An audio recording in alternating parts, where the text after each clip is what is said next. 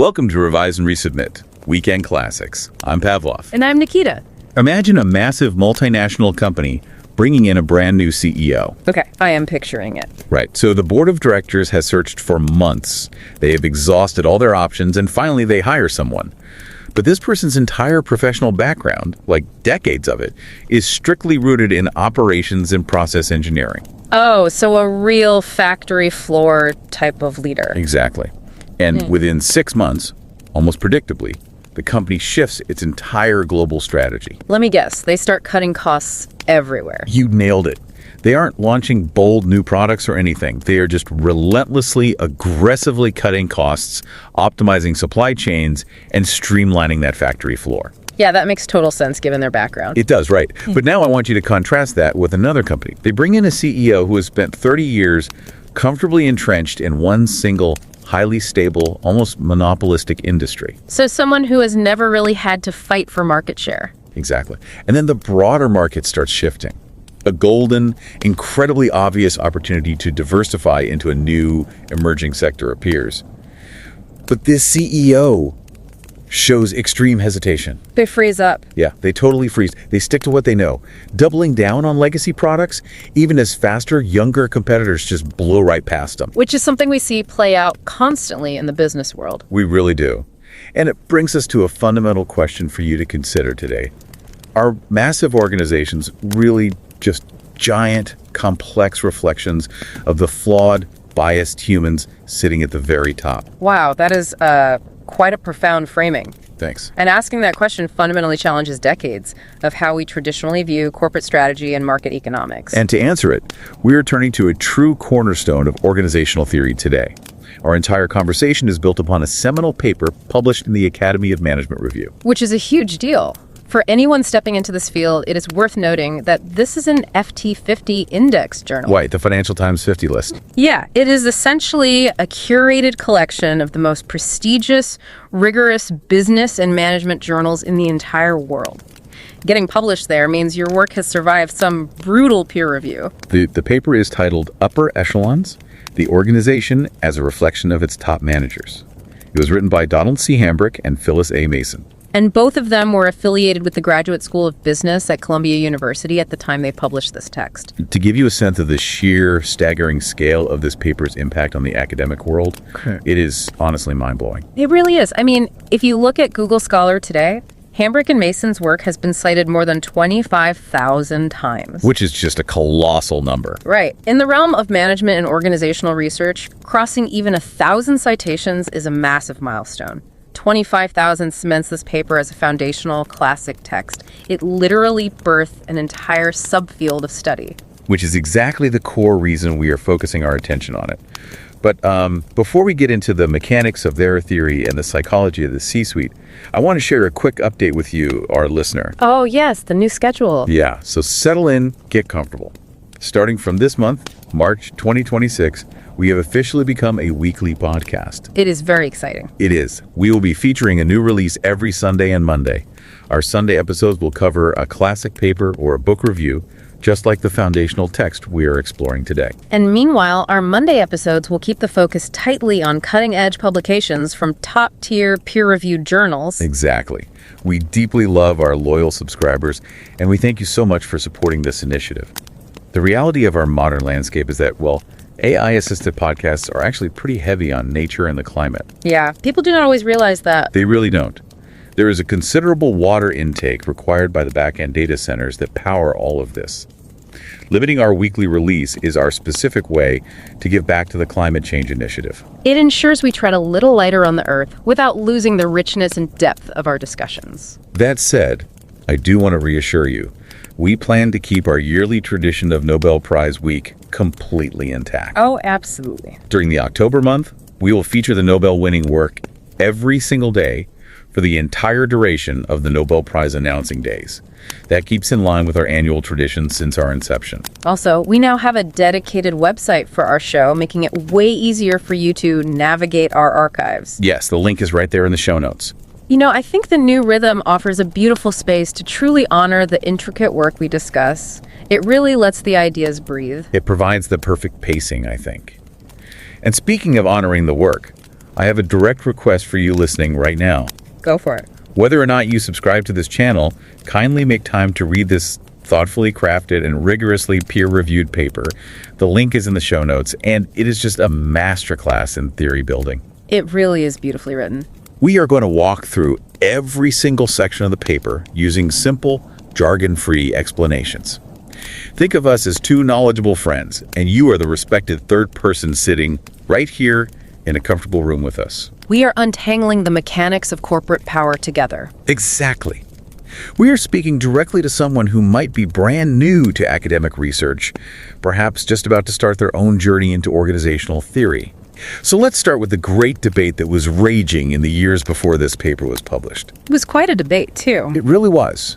Why do huge, complex organizations make the moves they make? If we rewind to the late 1970s and early 1980s, the dominant view in the academic world was heavily skewed toward what was known as the inertial perspective. And the inertial perspective is fascinating because it almost completely strips agency away from the individual leader. Like the CEO doesn't even matter. Pretty much. Think of theorists like Hall or the population ecologists of the time, like Hannon and Freeman.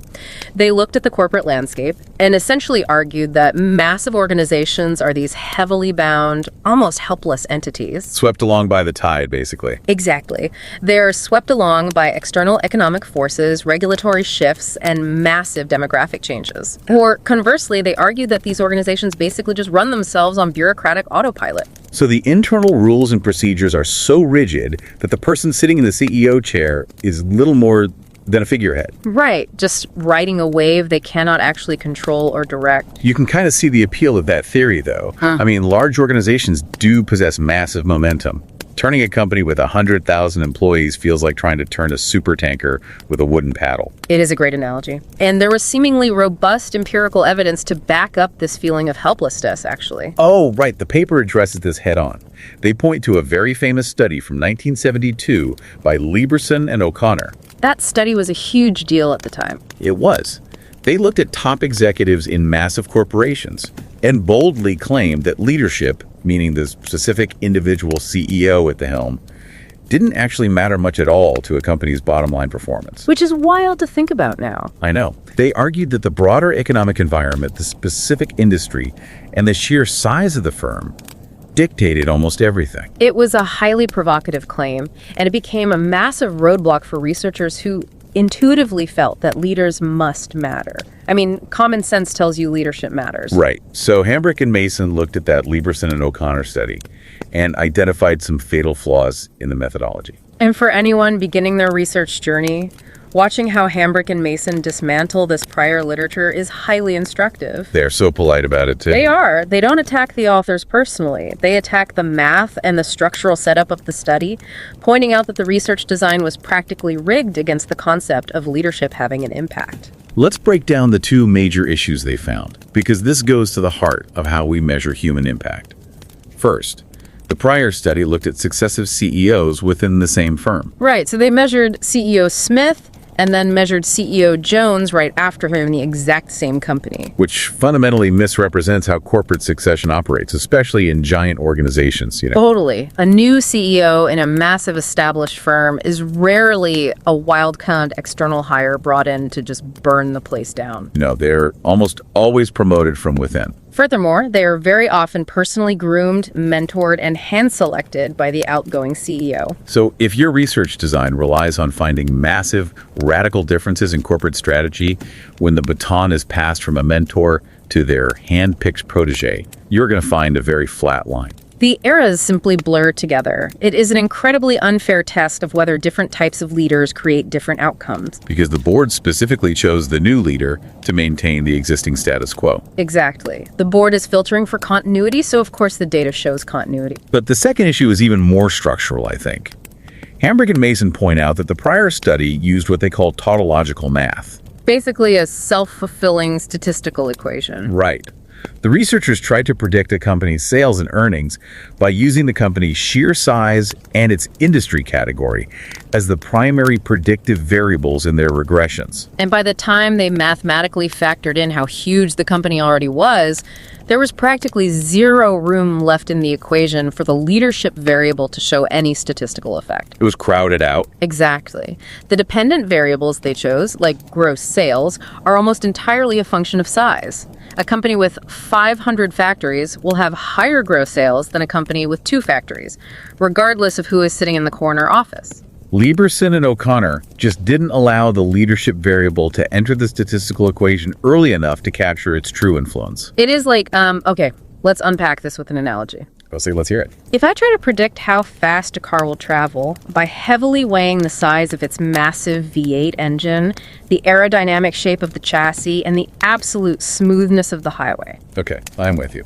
And then only after accounting for all of that physical reality, I finally glance at the driver to see if they matter. Of course, the driver's impact looks statistically tiny. Right, the math was entirely rigged to highlight the vehicle, not the human pressing the pedal. Hambrick and Mason point this out to establish a crucial baseline.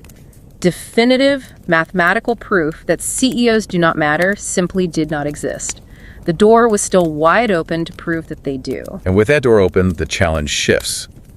Once we agree that the human being in the driver's seat matters, we have to figure out the mechanisms of how they matter. Which is where Hambrick and Mason lean heavily on the Carnegie School of Thought, bringing in a much-needed psychological layer to organizational theory. And this is where we have to abandon classical economics. I really do. The Carnegie School, so theorists like Sert, March, and Simon, they championed the concept of bounded rationality. To grasp this, you really have to let go of the traditional economic view of the corporate executive. Because classical economics assumes that a decision maker is this hyper-rational, cold supercomputer. Yeah, it assumes they are capable of scanning the horizon, identifying every single possible strategic option, perfectly weighing the exact economic utility and risk of each one, and then making the mechanically optimized choice. It is a beautiful mathematical model, but a terrible description of human reality. Humans are messy. Very messy. Bounded rationality argues that our rationality is severely limited or bounded by our biological and psychological hardware. We are not supercomputers. We are humans grappling with multiple, constantly shifting, and often deeply conflicting goals. We have varying levels of aspiration, you know? Some days we want to conquer the market, some days we just want to avoid getting fired. That is so true. Most importantly, we face an overwhelming, practically infinite amount of complex information. We simply lack the cognitive capacity to process it all. Therefore, we do not make optimal, perfectly rational choices. We make choices that satisfy our immediate, heavily biased understanding of the world. And Hambrick and Mason applied this concept of bounded rationality directly to what they call strategic choice. For the researcher listening, defining the boundaries of strategic choice is vital here. They aren't just talking about formal, glossy documents presented at a quarterly board meeting, are they? No, the definition is much broader and more behavioral. It includes informal choices, like the subtle nudges a CEO gives to certain departments. It includes major administrative setups too, right? Like how a company structures its middle management or its bonus program. Exactly. And fascinatingly, it explicitly includes indecision. Choosing not to act, freezing in the face of a shifting market, is a strategic choice. They contrast these complex choices with purely calculable operational choices. Yeah, an operational choice would be something like inventory management. Deciding how much raw steel to order for the factory floor next month can be solved with a calculator and historical data. Right, you don't need to consult your deepest personal values to order steel. You cannot, however, use a calculator to decide whether to launch a hostile takeover of your biggest international rival. Yeah.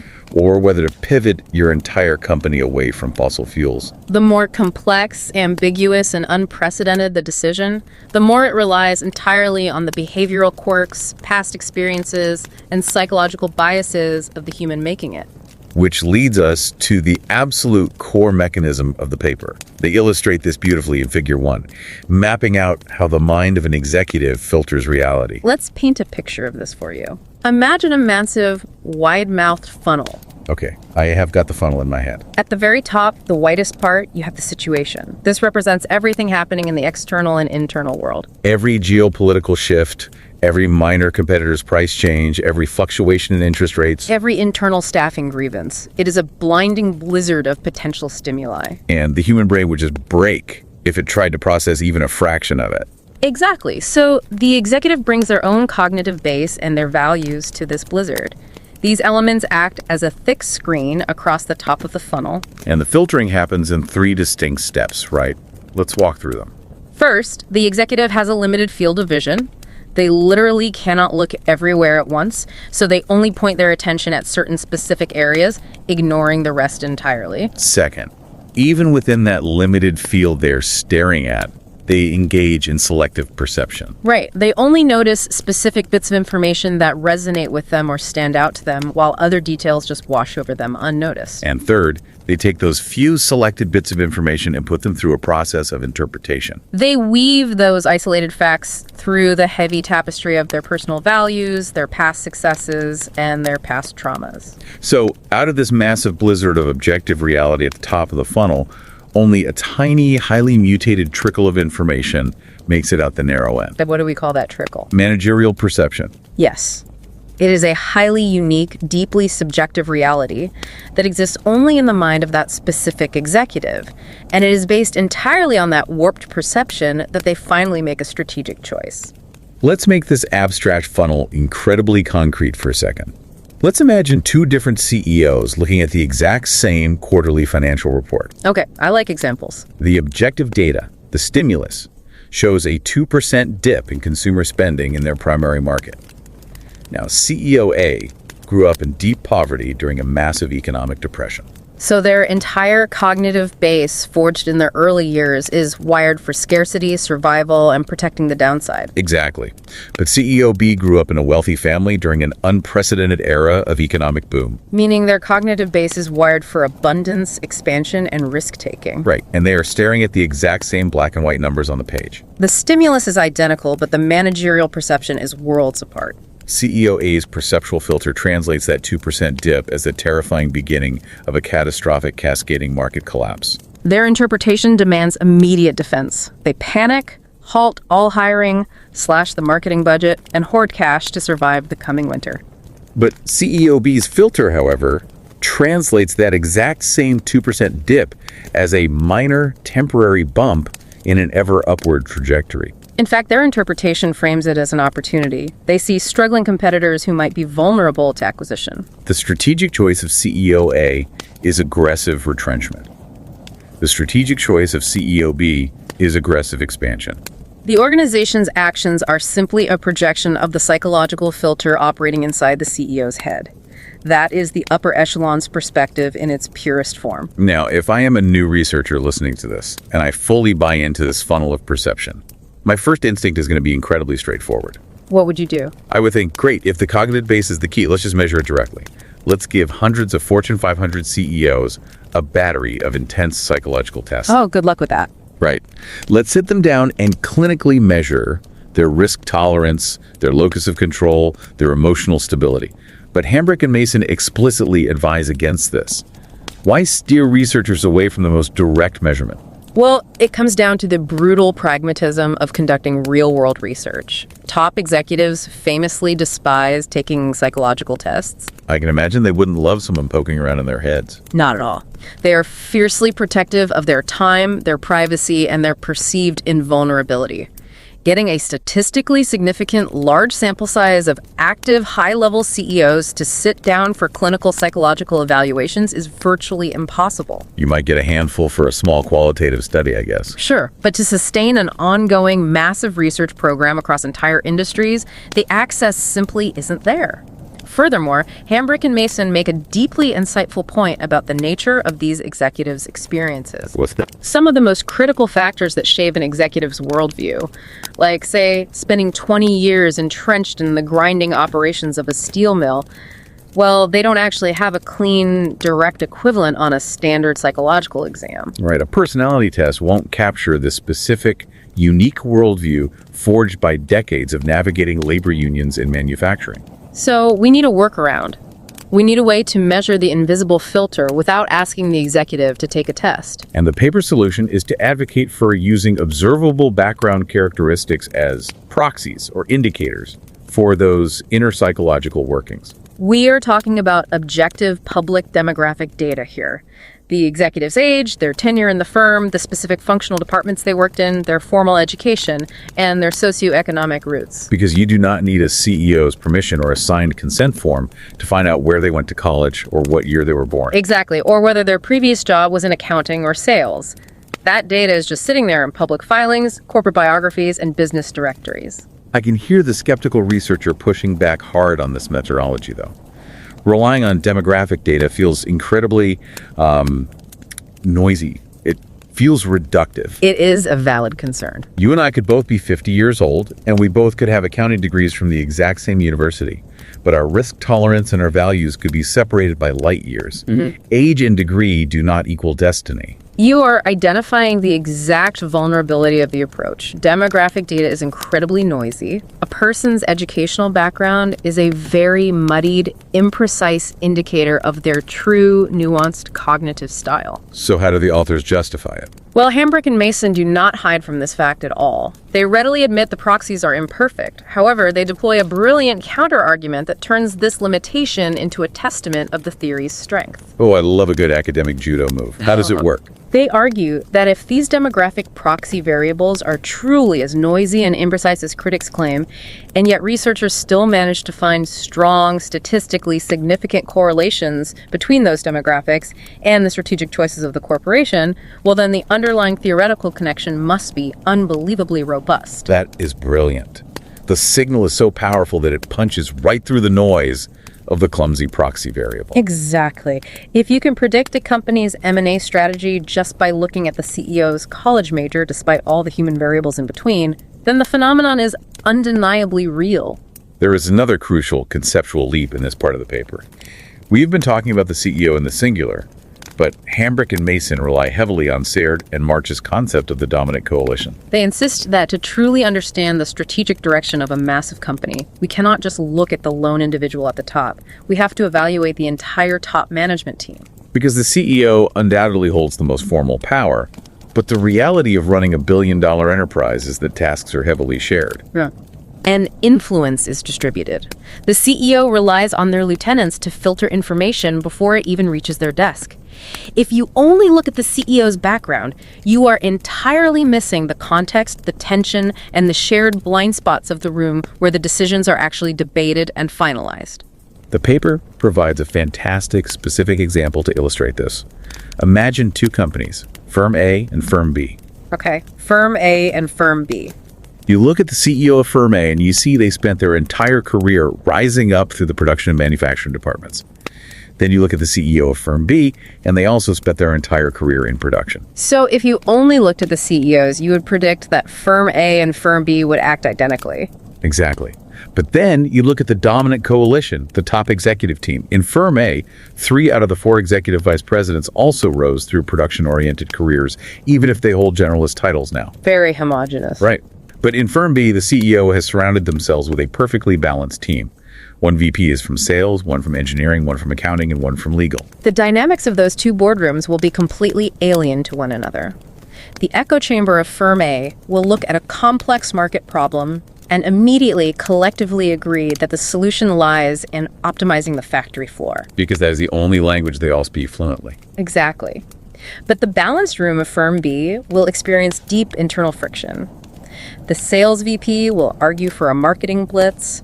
The accountant will argue for cost controls. The engineer will argue for product redesign. And that friction forces the CEO to consider multiple interpretations of the stimuli.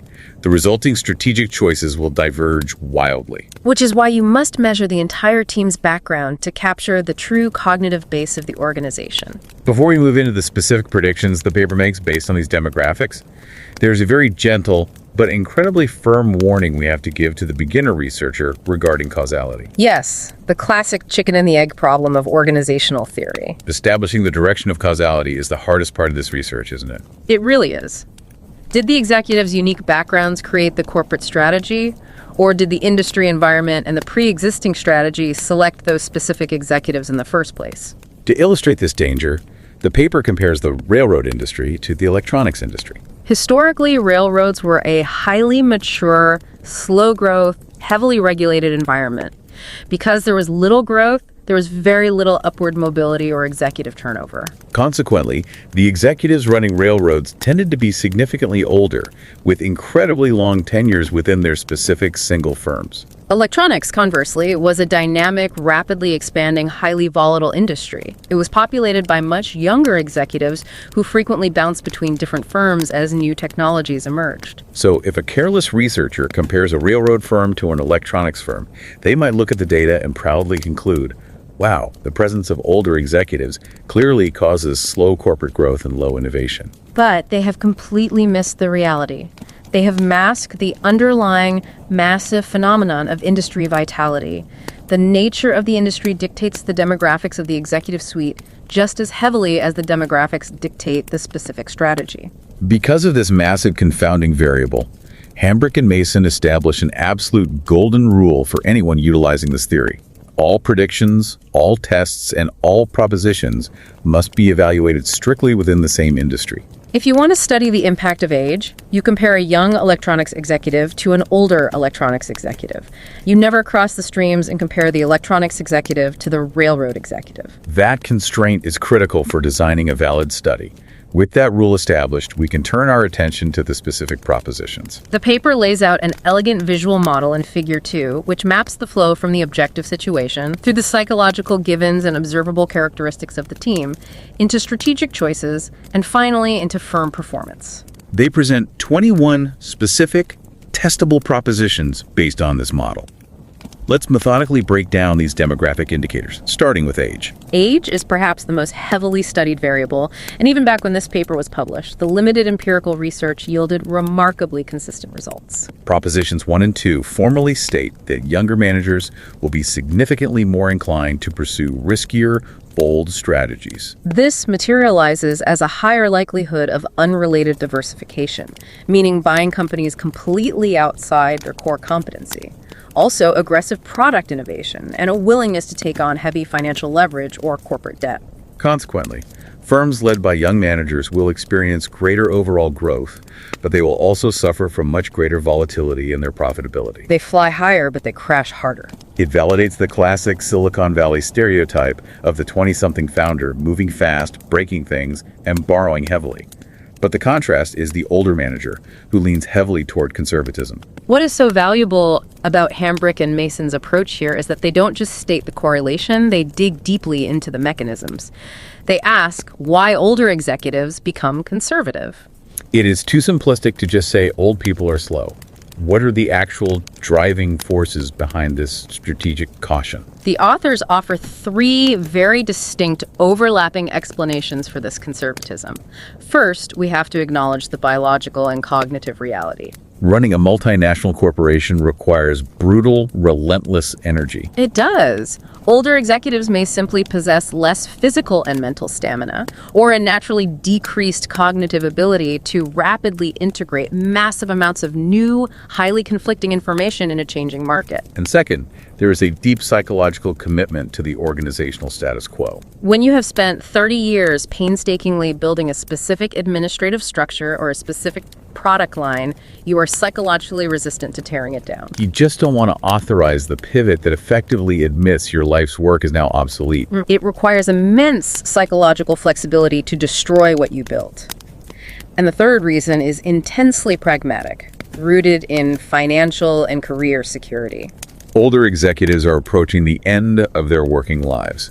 Their social circles, their standard of living, their expectations for their pension, it is all securely locked in. If a 62-year-old CEO takes a massive bet-the-company risk on an unproven technology and the company goes bankrupt, they do not have 20 years left to slowly rebuild their reputation and their wealth. The deeply rational, self-preserving choice for them is to protect the downside, avoid disruption, and glide the company safely into their retirement. When you lay out those three mechanisms, stamina, psychological commitment, and financial finality, the conservatism isn't a flaw, it is a highly predictable human response. Let's move from the age of the executive to their functional tracks. This refers to the specific departments where they spent the bulk of their career climbing the corporate ladder. Hambrick and Mason categorize these into three distinct tracks, and the differences are profound. First, we have the output functions. These are your marketing, sales, and product R&D executives. The entire professional existence of an output-driven executive has been focused on the external environment.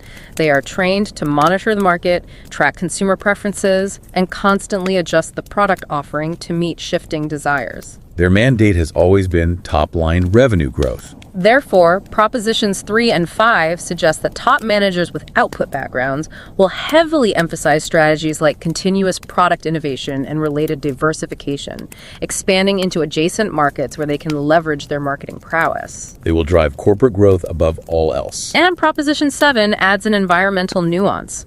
In turbulent, highly differentiable industries like fashion, consumer packaged goods, or consumer tech, this output experience is positively associated with higher firm profitability. Because in a chaotic market where consumer tastes change weekly, you need a leader who knows how to read the shifting winds and sell the story. Exactly. But what if the industry isn't turbulent? What if it's incredibly stable? That brings us to the second track, throughput functions. This encompasses production, process engineering, and accounting.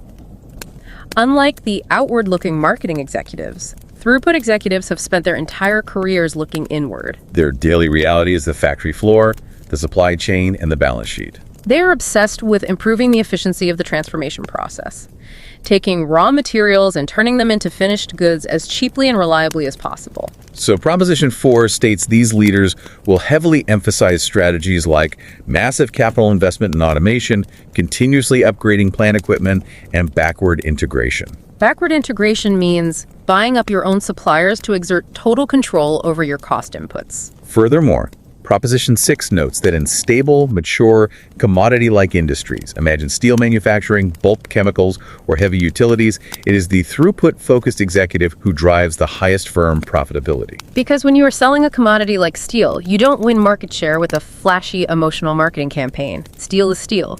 You win by shaving fractions of a cent off the production cost per ton. The throughput executive is the absolute master of those fractions. Now, the third track is the one that forces you to completely rethink how modern capitalism operates. We're talking about the peripheral functions. This refers primarily to law and finance.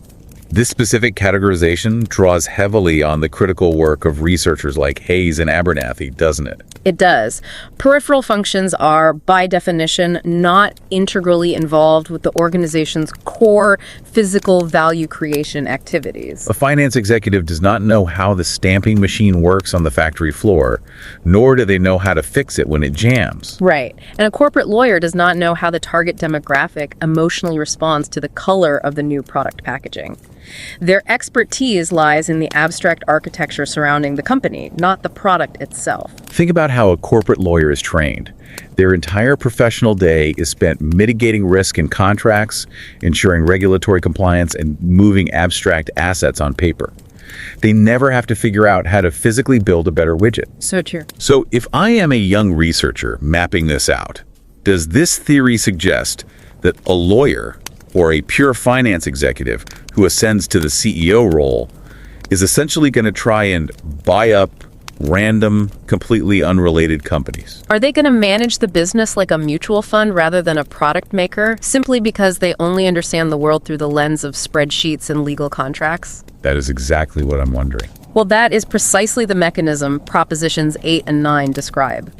Because these executives lack that tactile, hands-on core experience with the actual product or the customer, they view the entire corporation not as a maker of things, but as a portfolio of financial assets. Therefore, they lean heavily toward unrelated diversification. They will acquire a shoe company, a software firm, and a fast food chain simply because the financial math and the risk hedging look good on paper. Furthermore, because they are deeply trained in law and finance, they naturally rely on what they know to control this sprawling empire.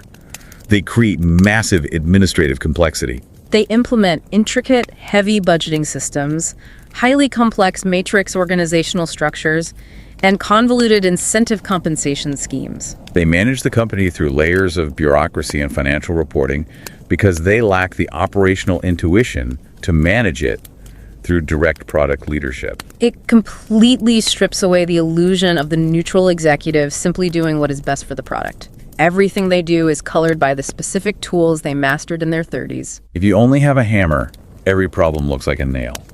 If you only have a law degree, every problem looks like an M&A contract. That is a great way to put it. This transitions us perfectly into Section 5. Career experiences, education, and socioeconomic roots. We just spent a lot of time on what department they worked in. Now let's examine the broader arc of their career. The classic, heavily debated variable here is inside versus outside succession. Did the CEO spend their entire life slowly rising up through the ranks of this specific company? Or were they headhunted and brought in from a completely different organization? The empirical research here is remarkably consistent. Outsiders initiate far more radical, sweeping changes. They alter the organizational structure, they rewrite the standard operating procedures, and perhaps most importantly, they change the people in the dominant coalition. They act as a wrecking ball because they have absolutely no emotional loyalty to the ghost of the former CEO or the legacy systems. They are unburdened by the status quo, they don't owe anyone favors, and they usually want to quickly clear out internal resistance and install their own loyal lieutenants. On the flip side, we must examine the impact of long years of inside service. When an entire top management team has spent 30 years solely within the walls of one single organization, they inevitably develop a limited search mentality. They have only ever seen one way to solve a problem. Proposition 12 points out that this deep internal conditioning is terrible for an organization facing an unprecedented environmental discontinuity. Imagine a sudden, massive government deregulation of their industry, or the sudden emergence of a completely disruptive technology. The insiders simply lack the cognitive framing to imagine a new way of operating. They are essentially trying to navigate a new planet using a map of their hometown. Exactly. But, to be fair to the lifers, Proposition 11 notes that during periods of extreme stability, those exact same insiders are highly effective. Their deep, intimate industry familiarity and their decades of tested, unspoken working relationships with each other allow them to run the existing machine incredibly smoothly. Now let's look at the impact of formal education. The paper acknowledges that the sheer amount of formal education generally correlates positively with an individual's receptivity to innovation. But the detail I want to unpack with you is their specific take on the MBA degree, the MBA effect. Business schools constantly market themselves as the incubators of bold, visionary leaders. Does the research actually support that? It is a highly controversial but deeply intuitive point that Hambrick and Mason raise. They argue that formal management education, specifically the MBA, is strongly associated with moderation, not bold vision. Wait, moderation? The degree everyone chases to become a titan of industry actually selects for moderation. I know it sounds counterintuitive, but we need to dissect why that happens. You have to analyze the fundamental nature of the MBA curriculum, especially as it was constructed historically. Okay, what are they teaching? The coursework relies heavily on rigorous analytic techniques, complex risk assessment, and detailed financial modeling, like discounted cash flow analysis. So students are painstakingly trained to calculate the downside of every single action. Right. They're taught how to hedge bets, how to diversify corporate risk, and above all, how to systematically avoid making catastrophic, unforced errors. This specific type of academic training both attracts and further hones the skills of organizers and rationalizers rather than wild, unpredictable entrepreneurs. If you spend 2 years being graded on your ability to spot all the reasons an idea might fail, you wire your brain to kill risky ideas before they even reach the boardroom. So, Proposition 14 suggests that stacking your dominant coalition with highly educated MBA managers will not necessarily yield spectacular market-beating profitability. What it will yield is consistent average industry performance with very little variance. They have the training to ensure they won't accidentally crash the company into bankruptcy, but that same training might prevent them from inventing the completely unproven, wildly risky next iPhone. And Proposition 15 adds that, much like the finance and law executives we discussed, a team heavy on MBAs will naturally result in much higher administrative complexity. They love formal planning systems, dense coordination devices, and complex matrix structures. They attempt to manage the chaotic reality of the market the exact same way they were taught to manage case studies in the classroom, through intense structured analysis. Moving beyond the classroom, we arrive at a variable that is frequently ignored in modern American corporate literature, but is absolutely vital to the psychological profile: socioeconomic background. Hambrick and Mason draw heavily on foundational research conducted in the United Kingdom here, where class structures have historically been much more rigid, pronounced, and observable to researchers. The UK research particularly the work by Channon, uncovered some incredible behavioral correlations based on where these executives started in life. The findings paint a stark picture. Executives who originated from humble, lower socioeconomic backgrounds were significantly more likely to end up running highly entrepreneurial companies that engaged in aggressive, flamboyant corporate strategies. They pursued exceptionally high rates of acquisitions and wide, unrelated diversification. The underlying psychological theory, which is supported by clinical studies of entrepreneurs, such as those by Collins and Moore, suggests that individuals from disadvantaged backgrounds utilize these aggressive, highly visible corporate strategies as a mechanism to achieve the societal recognition, status, and esteem that they lacked early in life. Wow, they literally carry a massive chip on their shoulder into the boardroom. They use the corporation's checkbook and M&A strategy to definitively prove to the world that they belong at the absolute top of the hierarchy. It is a drive fueled by a perceived deficit. Conversely, when researchers looked at executives who came from traditional high-status backgrounds, the individuals who went to elite boarding schools like Eton, who attended Oxford, who already possessed ultimate, unquestioned social security from birth, well, the strategic behavior was entirely different. These executives tended to run professionally managed or family-led firms with significantly less diversification and fewer aggressive acquisitions. They did not feel the psychological need to prove their worth through flamboyant, risky corporate expansion. They viewed their role not as conquerors, but as stewards tasked with maintaining an established institution. I want to take a second and speak directly to you, the listener, because this is where the theory transcends academia and becomes deeply personal. Think about how your own unique background shapes your daily reality. The specific neighborhood you grew up in, the financial security or insecurity of your childhood, the early jobs you had in your 20s where you learned how the world works. Think about how all of that invisible history shapes the way you make choices today, how you handle financial risk, how you interact with authority figures.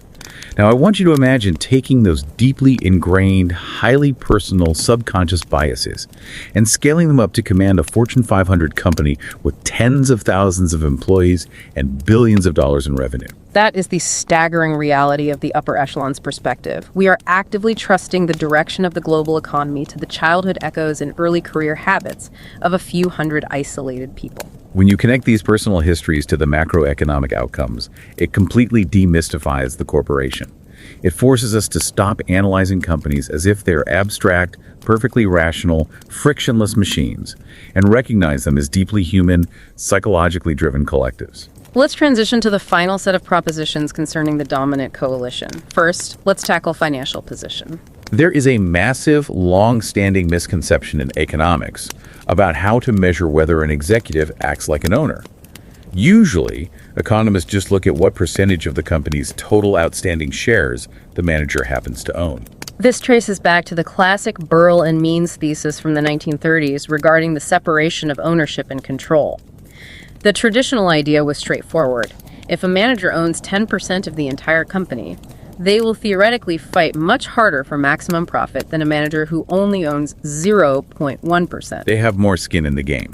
But Hambrick and Mason argue that looking at the company's total shares is using the completely wrong denominator to measure human motivation. You don't look at the company, you have to look at the manager's personal income stream. This is such a crucial pivot in how we understand executive motivation. It fundamentally shifts the focus from wealth to dependency. Proposition 18 states that corporate profitability is not necessarily related to the sheer percent of shares owned. Rather, it is positively related to the percent of the manager's total personal income that is derived directly from the firm. Consider a CEO who owns a statistically tiny fraction of the company's stock, but their annual salary, their cash bonuses, and their stock options from that single company make up 99% of their entire personal wealth. That executive is entirely, desperately dependent on the financial health of the firm. They have no external safety net. They will fight tooth and nail for profitability. Conversely, you could have a wealthy founder who owns a massive 30% chunk of the shares. But if that founder has immense generational wealth diversified across real estate, art, and other ventures, they might actually use the focal company to pursue inefficient, non-economic vanity projects. They don't actually need the company's salary to survive, so their motivation is no longer purely tied to the firm's strict financial performance. So if you want to predict how hard an executive will fight for the bottom line, It's not about how much of the company they own, it is about how much the company owns them. Finally, we have to look at group heterogeneity. We are zooming back out to look at the entire dominant coalition as a single unit. Hambrick and Mason introduced the sociological concept of a cohort to explain team dynamics. A cohort is a powerful sociological tool, right? It is simply a group of individuals who share a relevant, defining timeline. You could have an age cohort, meaning people born in the same decade who experience the same cultural events. You could have an entry cohort, meaning people who all entered the job market during the exact same brutal recession. Or you could have an organizational cohort, meaning executives who all joined the company in the same pivotal year. Because these individuals shared those intense societal or organizational experiences at the exact same formative time, they naturally tend to share values, vocabularies, and perceptions of risk. So let's explore what happens when the dominant coalition is highly homogeneous. Let's imagine a boardroom containing 5 executives. They are all exactly 55 years old, they all hold mechanical engineering degrees from similar universities, and they all joined this specific company 30 years ago. According to Irving Janis's theory of groupthink, that specific room will get along wonderfully. Groupthink suggests that when people are too similar, the deep human desire for harmony and consensus overrides their ability to critically, aggressively evaluate bad ideas. Proposition 19 notes that these highly homogeneous teams will make strategic decisions incredibly quickly. There's almost zero internal conflict because they all view the world through the exact same filter. Furthermore, Proposition 20 adds that in a highly stable, unchanging market environment, this homogeneity is actually great for profitability. They execute routine and daily problem solving flawlessly because they all speak the exact same technical language and trust each other's judgment implicitly. But the danger lurks in the environment. What if the market isn't stable? What if an entirely new, unforeseen technology suddenly threatens to wipe out their entire business model overnight? That is the moment where homogeneity transforms from an asset into a fatal liability. In a turbulent, ill-defined, or completely novel situation, an organization absolutely requires heterogeneity in the boardroom. You need wide age and tenure gaps. You need mixed functional backgrounds, marketing, engineering, finance, all clashing. Now, a diverse group is inevitably prone to intense interpersonal conflict. They will be much slower to arrive at a decision because they have to argue over basic assumptions. But Proposition 21 states that this very conflict, this friction, is vital for survival because it forces a thorough, painful airing of multiple alternative solutions. Let me offer an analogy to ground this. Please do. Imagine you were going on a massive cross-country road trip. If everyone in the car is exactly like you, they share your exact tastes in music, your exact habits for when to stop, your exact preferences for food, you will pick a restaurant for dinner in 2 seconds flat. The journey will be highly efficient and peaceful. But imagine the main highway is suddenly washed out by a massive flood, and you are forced to figure out a creative, dangerous off-road detour through unfamiliar mountains. In that crisis, you do not want a car full of your own clones. You want a seasoned mechanic who understands the suspension, a local resident who knows the dirt roads, and a professional map reader in the car. Right, and they are going to argue bitterly over the best path to take. The car will be loud, stressful, and uncomfortable. But that intense, heterogeneous conflict is the only way you actually survive the detour. That captures the essence perfectly. The friction generated by diverse perspectives is the necessary mechanism for organizational survival in a discontinuous, hostile environment. So we have walked through these propositions. We see the grand vision of how human biases scale up into corporate strategy. The final section of the paper is where the rubber meets the road for our beginner researcher listening today. Building a research program and understanding the sheer beauty of non-findings. How does a young academic actually go out into the world and test this massive, complex theory? Hambrick and Mason are deeply practical here, outlining specific steps to build a robust methodology. First, they strongly advocate for interdisciplinary teams. Strategy researchers who understand market dynamics must partner directly with psychologists and sociologists. If strategy researchers try to do this alone, they risk making naive, mathematically sound, but psychologically absurd assumptions about human behavior. Second, look to the wealth of public records. You do not need to secure an elusive interview with a notoriously private CEO. Read corporate disclosure statements, 10Ks, proxy statements, and mine the rich data in Dun & Bradstreet biographical directories. The raw demographic data on executive age, tenure, and education is hiding in plain sight, waiting to be coded. Third, they urge researchers not to limit themselves just to corporate CEOs. Study the business unit managers. The head of a specific billion-dollar division within a massive conglomerate is making critical strategic choices every single day. That is a massive, largely untapped data set that avoids the spotlight of the main corporate headquarters. But there's a massive logistical warning here that could destroy a poorly designed study. The chronology warning. It is arguably the single toughest hurdle in macro-organizational research, accounting for lag times. If a CEO and their dominant coalition make a brilliant, bold, strategic choice today, say, they decide to build a massive new manufacturing facility in a new country, it might take 3, 4, or even 5 years for that specific choice to actually materialize in the company's public profitability metrics. And by the time the profits finally spike 5 years later, the CEO who made the bold bet might have retired, and a brand new CEO is sitting in the chair taking all the credit. Precisely the danger. If your data collection only looks at a single snapshot in time, you will attribute the brilliant strategy of the 2021 team to the demographic profile of the 2026 team. You have to meticulously design your longitudinal study to account for the delay between the strategic action and the performance outcome. You must track the constantly changing membership of the top management team over time, matching the decision makers to the delayed results.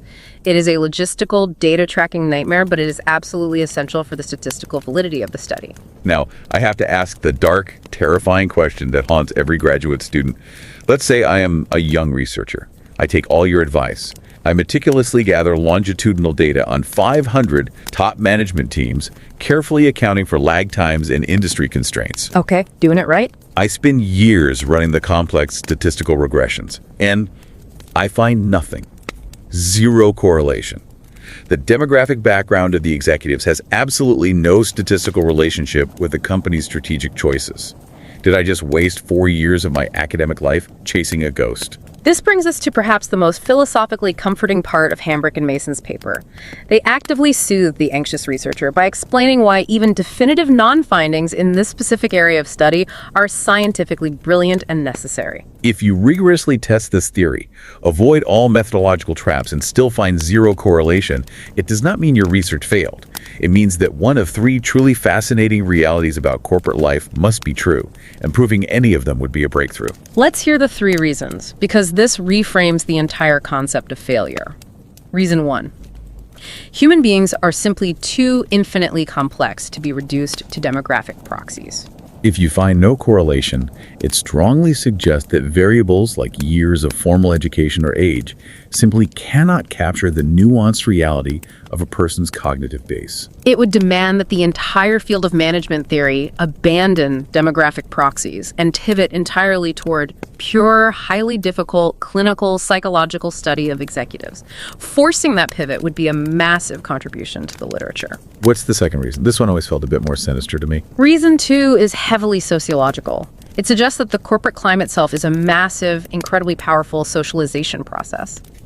It theorizes that by the time an individual spends 30 grueling years fighting their way through middle management to finally reach the C-suite, the corporation has successfully stripped away all their meaningful individual differences. Whether you started your career as a fiery, risk-taking marketer from humble roots, or a cautious, conservative accountant from a wealthy family, the relentless system ground you down until you think, act, and filter information exactly like every other CEO in the industry. If true, proving that non-finding is a profound, almost chilling statement on the homogenizing power of corporate culture. The system simply deletes the individual. And the third reason for a non-finding. Reason 3 suggests that top executives don't actually rely on their own internal psychological blinders nearly as much as we assume. Instead, they rely heavily on a shared external, common body of knowledge. When faced with a crisis, they don't look inward. They all read the exact same prestigious business magazines. They all attend the exact same exclusive trade association conferences. And most importantly, they all hire the exact same elite external consulting firms. The strategy isn't originating from their childhood trauma or their college degree. It's being handed to them in a slide deck by McKinsey or Bain. So for the new researcher listening right now, testing this theory is truly a no-loss proposition.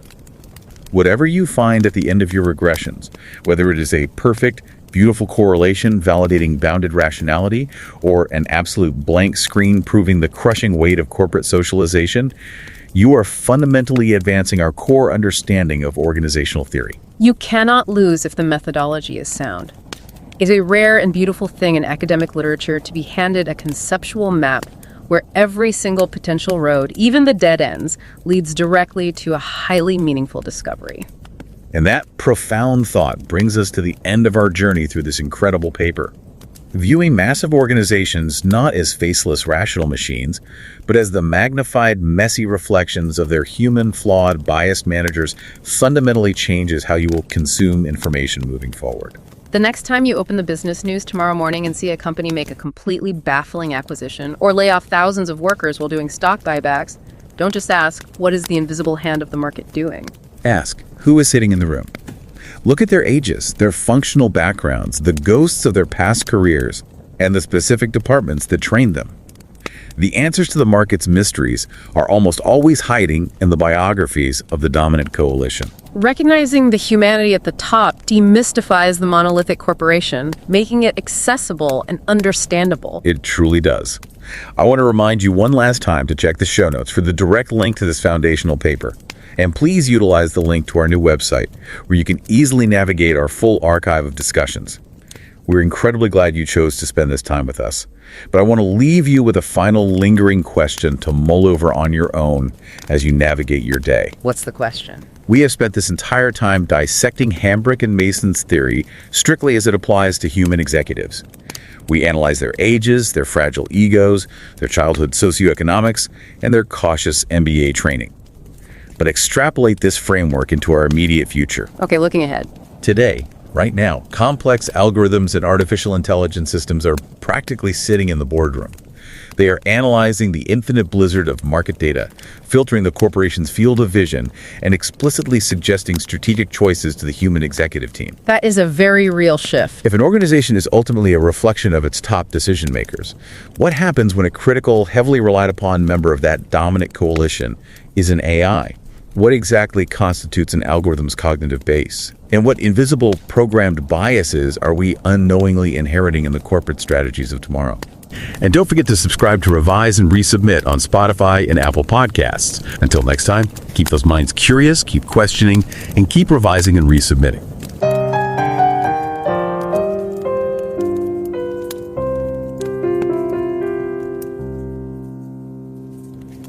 Revise and রিসাবমিটের weekend classics পর্বে আপনাদের স্বাগত। আমি Pavlov. আর আমি নিকিতা।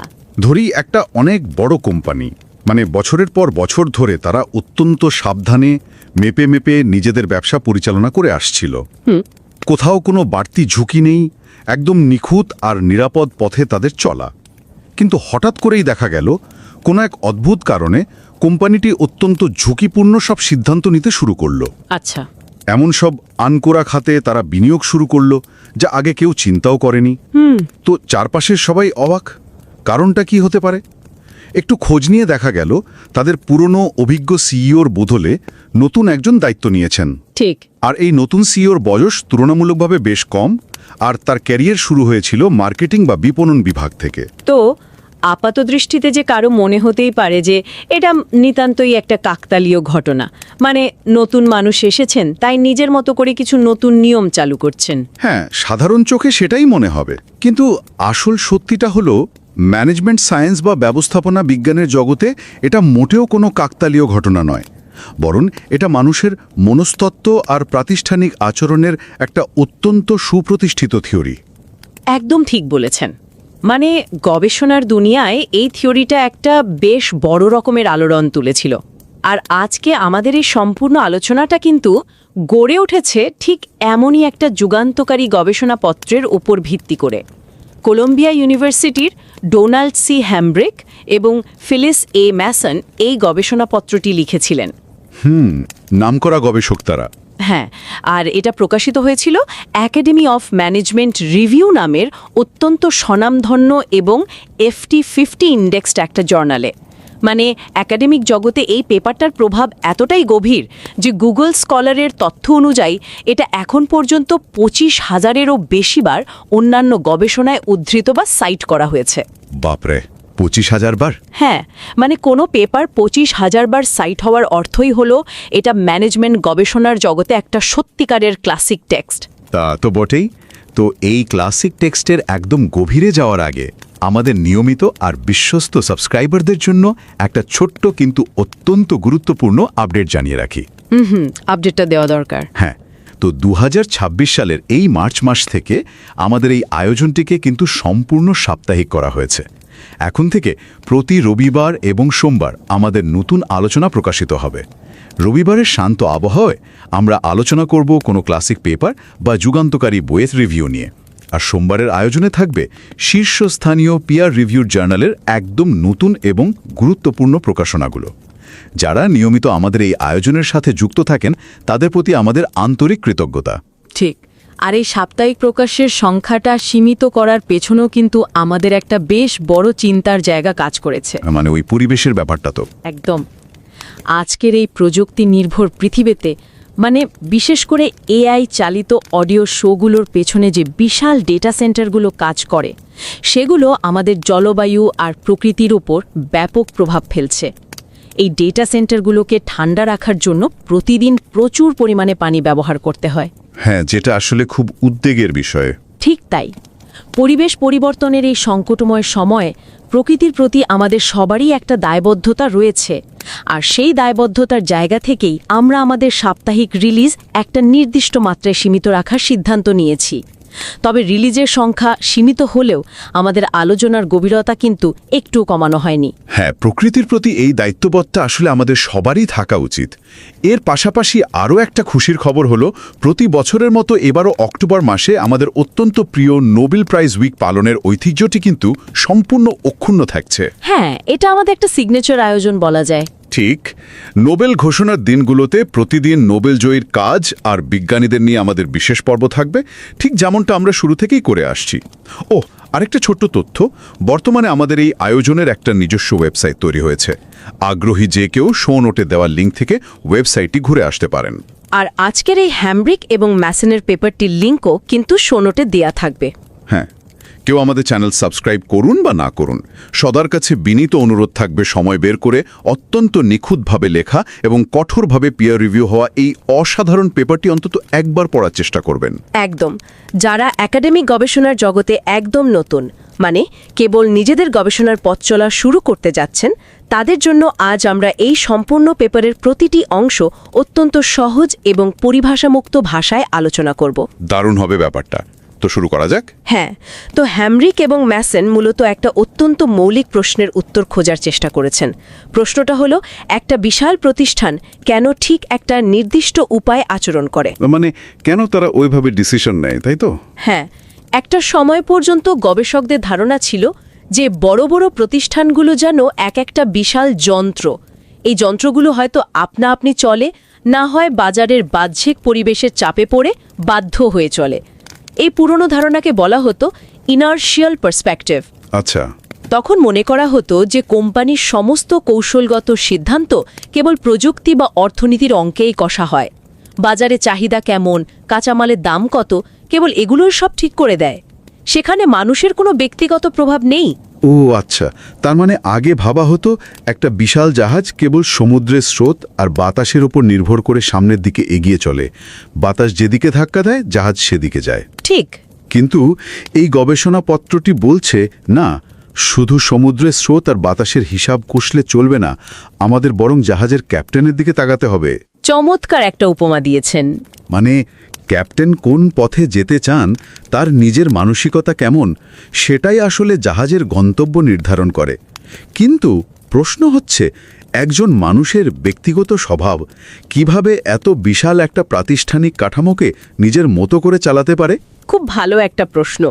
ক্যাপ্টেনের এই ভূমিকাটা বুঝতে হলে আমাদের মানুষের চিন্তার সীমাবদ্ধতা নিয়ে একটু ভাবতে হবে। হ্যামব্রিক এবং ম্যাসন এখানে বাউন্ডেড র্যাশনালিটি বা সীমাবদ্ধ যৌক্তিকতার ধারণাটি অত্যন্ত চমৎকারভাবে ব্যবহার করেছেন। এটা একটু বুঝিয়ে বলবেন? হ্যাঁ, মানে কৌশলগত সিদ্ধান্তগুলো তো আর সাধারণ দৈনন্দিন সিদ্ধান্তের মতো নয়। এগুলো অত্যন্ত জটিল, আর চারপাশের পরিস্থিতি থাকে ভীষণ অনিশ্চিত। ধরুন, একটা কোম্পানি নতুন একটা মহাদেশে তাদের ব্যবসা সম্প্রসারণ করতে চায়। এখন এখানে একজন ম্যানেজার চাইলেও ওই মহাদেশের অর্থনীতি, রাজনীতি, সংস্কৃতির সব তথ্য কিন্তু একসঙ্গে প্রসেস বা বিশ্লেষণ করতে পারেন না। মানুষের মস্তিষ্ক তো আর কোনো সুপার কম্পিউটার নয়, তাই না? তা তো বটেই, কিন্তু সিদ্ধান্ত তো তাকে নিতেই হবে।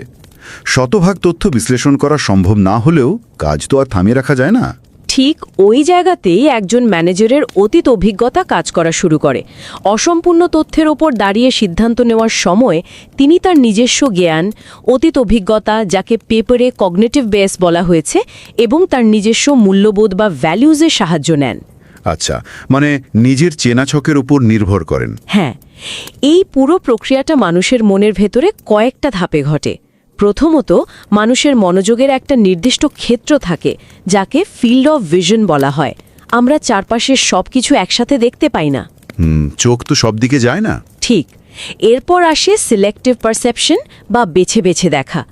যতটুকু আমাদের চোখে পড়ছে তার মধ্যে থেকেও আমরা কেবল সেই তথ্যগুলি মগজে ঢোকাই যা আমাদের আগে থেকে তৈরি হওয়া ধারণার সাথে মিলে যায়। ও, বুঝতে পারছি। তবেই একটা চূড়ান্ত সিদ্ধান্তে পৌঁছাই।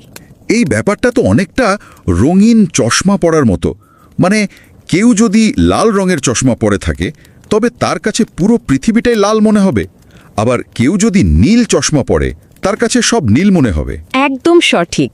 ধরুন, একজন ইঞ্জিনিয়ারিং ব্যাকগ্রাউন্ডের ম্যানেজার কোম্পানির বিক্রি কমে যাওয়ার সমস্যাকে যেভাবে দেখবেন, হয়তো ভাববেন পণ্যের ডিজাইনে কোনো সমস্যা আছে। কিন্তু একজন মার্কেটিং ব্যাকগ্রাউন্ডের ম্যানেজার কিন্তু সেই একই সমস্যাকে সেভাবে দেখবেন না। একদমই না। তিনি হয়তো ভাববেন বিজ্ঞাপনে জোর দেওয়া হয়নি। মানে তাদের দুজনের চশমার রং সম্পূর্ণ আলাদা। চশমার এই উদাহরণটা আসলে হ্যাম্ব্রিক আর ম্যাসনের চিন্তাধারাকে খুব সহজভাবে তুলে ধরে, কারণ এই চশমার কাজ কিন্তু চাইলেই সহজে বদলানো যায় না। কিন্তু এখানে একটা বিশাল গবেষণাগত সমস্যা এসে হাজির হয়। কি সমস্যা? যদি মানুষের ভেতরের চিন্তাধারা বা এই রঙিন চশমা এতই গুরুত্বপূর্ণ হয়, তবে সেটা গবেষণাগারে মাপা যায় কিভাবে? একজন সিইওর মনের ভেতরে কি চলছে, তার মূল্যবোধ কেমন, তা তো আর থার্মোমিটার দিয়ে মাপা সম্ভব নয়। হ্যাঁ, তা তো মাপা যায় না। আর বড় বড় কোম্পানির এক্সিকিউটিভরা তো তাদের মহামূল্যবান সময় নষ্ট করে ল্যাবে বসে সাইকোলজিক্যাল টেস্ট দেবেন না, তাই না? একদম। তাদের সেই সময় কোথায়? তো হ্যাম্ব্রিক এবং ম্যাসনের সবচেয়ে বড় উদ্ভাবন হলো তারা মনস্তাত্ত্বিক পরীক্ষার দিকে না গিয়ে ম্যানেজারের বয়স, শিক্ষাগত যোগ্যতা, কাজের অভিজ্ঞতার মতো বাহ্যিক বিষয়গুলোর উপর জোর দিলেন। মানে যে বিষয়গুলো বাইরে থেকে খুব সহজেই দেখা যায় বা মাপা যায়। আচ্ছা, এখানে আমার একটা খটকা লাগছে। বলুন। কারোর ডিগ্রি সার্টিফিকেট বা বয়সের সংখ্যা দেখে তার মনের ভেতরে জটিল সিদ্ধান্ত নেওয়ার ক্ষমতা বিচার করাটা কি একটু বেশি সরলীকরণ হয়ে গেল না? এটা তো অনেকটা ওই মলাট দেখে বই বিচার করার মতো হয়ে গেল। 50 বছর বা তার একটা নির্দিষ্ট ডিগ্রি আছে, মানে কি আমরা তার মনস্তত্ত্ব পুরোপুরি বুঝে ফেললাম? এই সন্দেহটা হওয়া অত্যন্ত স্বাভাবিক, আর একাডেমিক দুনিয়ায় অনেকেই শুরুতে এই প্রশ্নটা তুলেছিলেন। কিন্তু হ্যাম্ব্রিক এবং ম্যাসন এখানে কার্ল উইক নামের আরেকজন বিখ্যাত তাত্ত্বিকের যুক্তি সামনে আনেন। কার্ল উইক কি বলেছিলেন?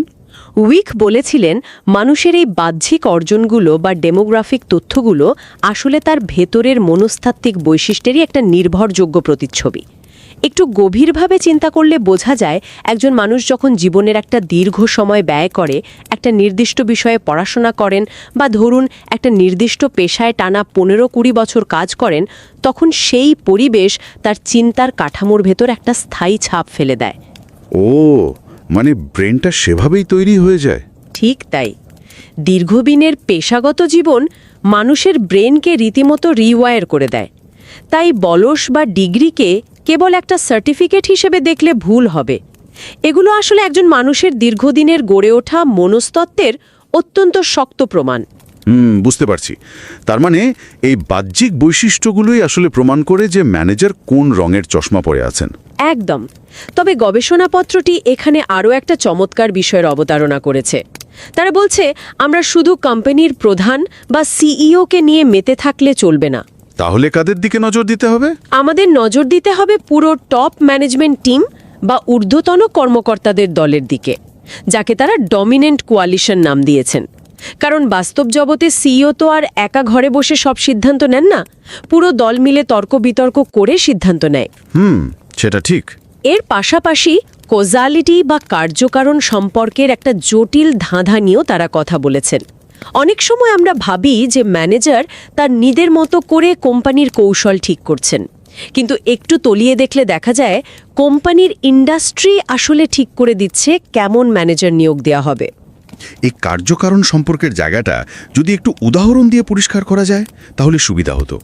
অবশ্যই, যেমন ধরুন ব্যাংকিং বা ফাইন্যান্স খাত। এই খাতের নিয়মকানুন কেন্দ্রীয় ব্যাংকের নজরদারি এতই কড়া যে কোনো ব্যাংকের প্রধান হতে হলে তাকে দীর্ঘদিনের ব্যাংকিং ব্যাকগ্রাউন্ডের মানুষ হতেই হবে। হ্যাঁ, বাইরের কাউকে তো আনা যাবে না। ঠিক, অন্য কোনো খাতের উদ্ভাবনী চিন্তার কাউকে এনে হুট করে ব্যাংক চালানোর দায়িত্ব দেয়া যাবিধা যায় না। এখানে আসলে ম্যানেজার ব্যাংকের নিয়ম বানাচ্ছেন না, বরং ব্যাংকিং খাতটি আগে থেকে ঠিক করে দিচ্ছে যে তাদের অত্যন্ত হিসেবি এবং নিয়মনিষ্ঠ একজন মানুষ দরকার। ব্যাপারটা অনেকটা ফুটবলের মতো, মানে মাঠে শুধু একজন স্ট্রাইকার কেমন খেলছে বা কতগুলো গোল দিচ্ছে কেবল তা দেখলে তো পুরো দলের কৌশল বোঝা যায় না। একদমই না। পুরো টিমের ফরমেশন, মিডফিল্ডার আর ডিফেন্ডারদের অবস্থান না বুঝলে বোঝা যায় না যে দলটা আক্রমণাত্মক খেলবে নাকি রক্ষণাত্মক। আবার অনেক সময় টুর্নামেন্টে নিয়ন বা প্রতিপক্ষ দলের শক্তি বাধ্য করে নির্দিষ্ট কোনো রক্ষণাত্মক ফরমেশন সাজাতে। চমৎকার বলেছেন। এই পুরো দলের গঠন আর তাদের অতীত ব্যাকগ্রাউন্ড কিভাবে কোম্পানি দৈনন্দিন আর দীর্ঘমেয়াদী সিদ্ধান্তকে প্রভাবিত করে তা বোঝানোর জন্য পেপারটিতে বেশ কয়েকটা নির্দিষ্ট প্রস্তাবনা বা প্রপোজিশন দেওয়া হয়েছে। আলোচনার এই অংশটা সবচেয়ে বেশি কৌতূহলোদ্দীপক। তাহলে শুরু করা যাক। প্রথম প্রপোজিশনটা কি নিয়ে? শুরুতেই আসে ম্যানেজারের বয়সের প্রভাব। গবেষণায় দেখা যায় তরুণ ম্যানেজাররা সাধারণত অনেক বেশি ঝুঁকি নিতে পছন্দ করেন। তারা নতুন নতুন প্রযুক্তি গ্রহণ করতে চান, আনকরা খাতে বিনিয়োগ করতে চান। আচ্ছা, কিন্তু বয়সের সাথে ঝুঁকি নেওয়ার এই সম্পর্কের পেছনে কারণ কি? বয়স্ক ম্যানেজাররা কি তাহলে ঝুঁকি নিতে ভয় পান? ভয় ঠিক নয়, বরং তারা স্থিতিশীলতা বেশি পছন্দ করেন। এর পেছনে মনস্তাত্ত্বিক আর অর্থনৈতিক উভয় দিকই জড়িত। জীবনের একটা নির্দিষ্ট পর্যায়ে পৌঁছানোর পর মানুষ তার আর্থিক নিরাপত্তা আর ক্যারিয়ারের অর্জন নিয়ে বেশি সচেতন হয়ে ওঠেন। তখন তো আর হারানোর মতো ঝুঁকি নেওয়া যায় না। ঠিক, তরুণ বয়সে মানুষের হারানোর কিছু থাকে না, কিন্তু বয়স বাড়ার সাথে সাথে সামাজিক অবস্থান তৈরি হয়, অবসরের কথা ভাবতে হয়।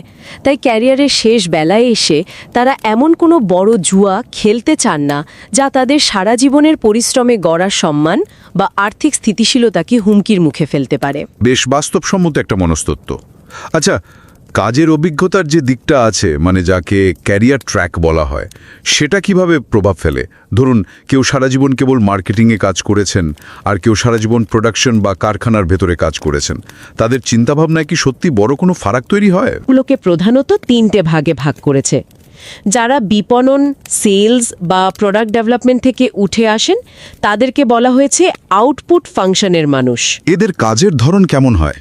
এদের চিন্তার দুনিয়াটা থাকে বাইরের দিকে।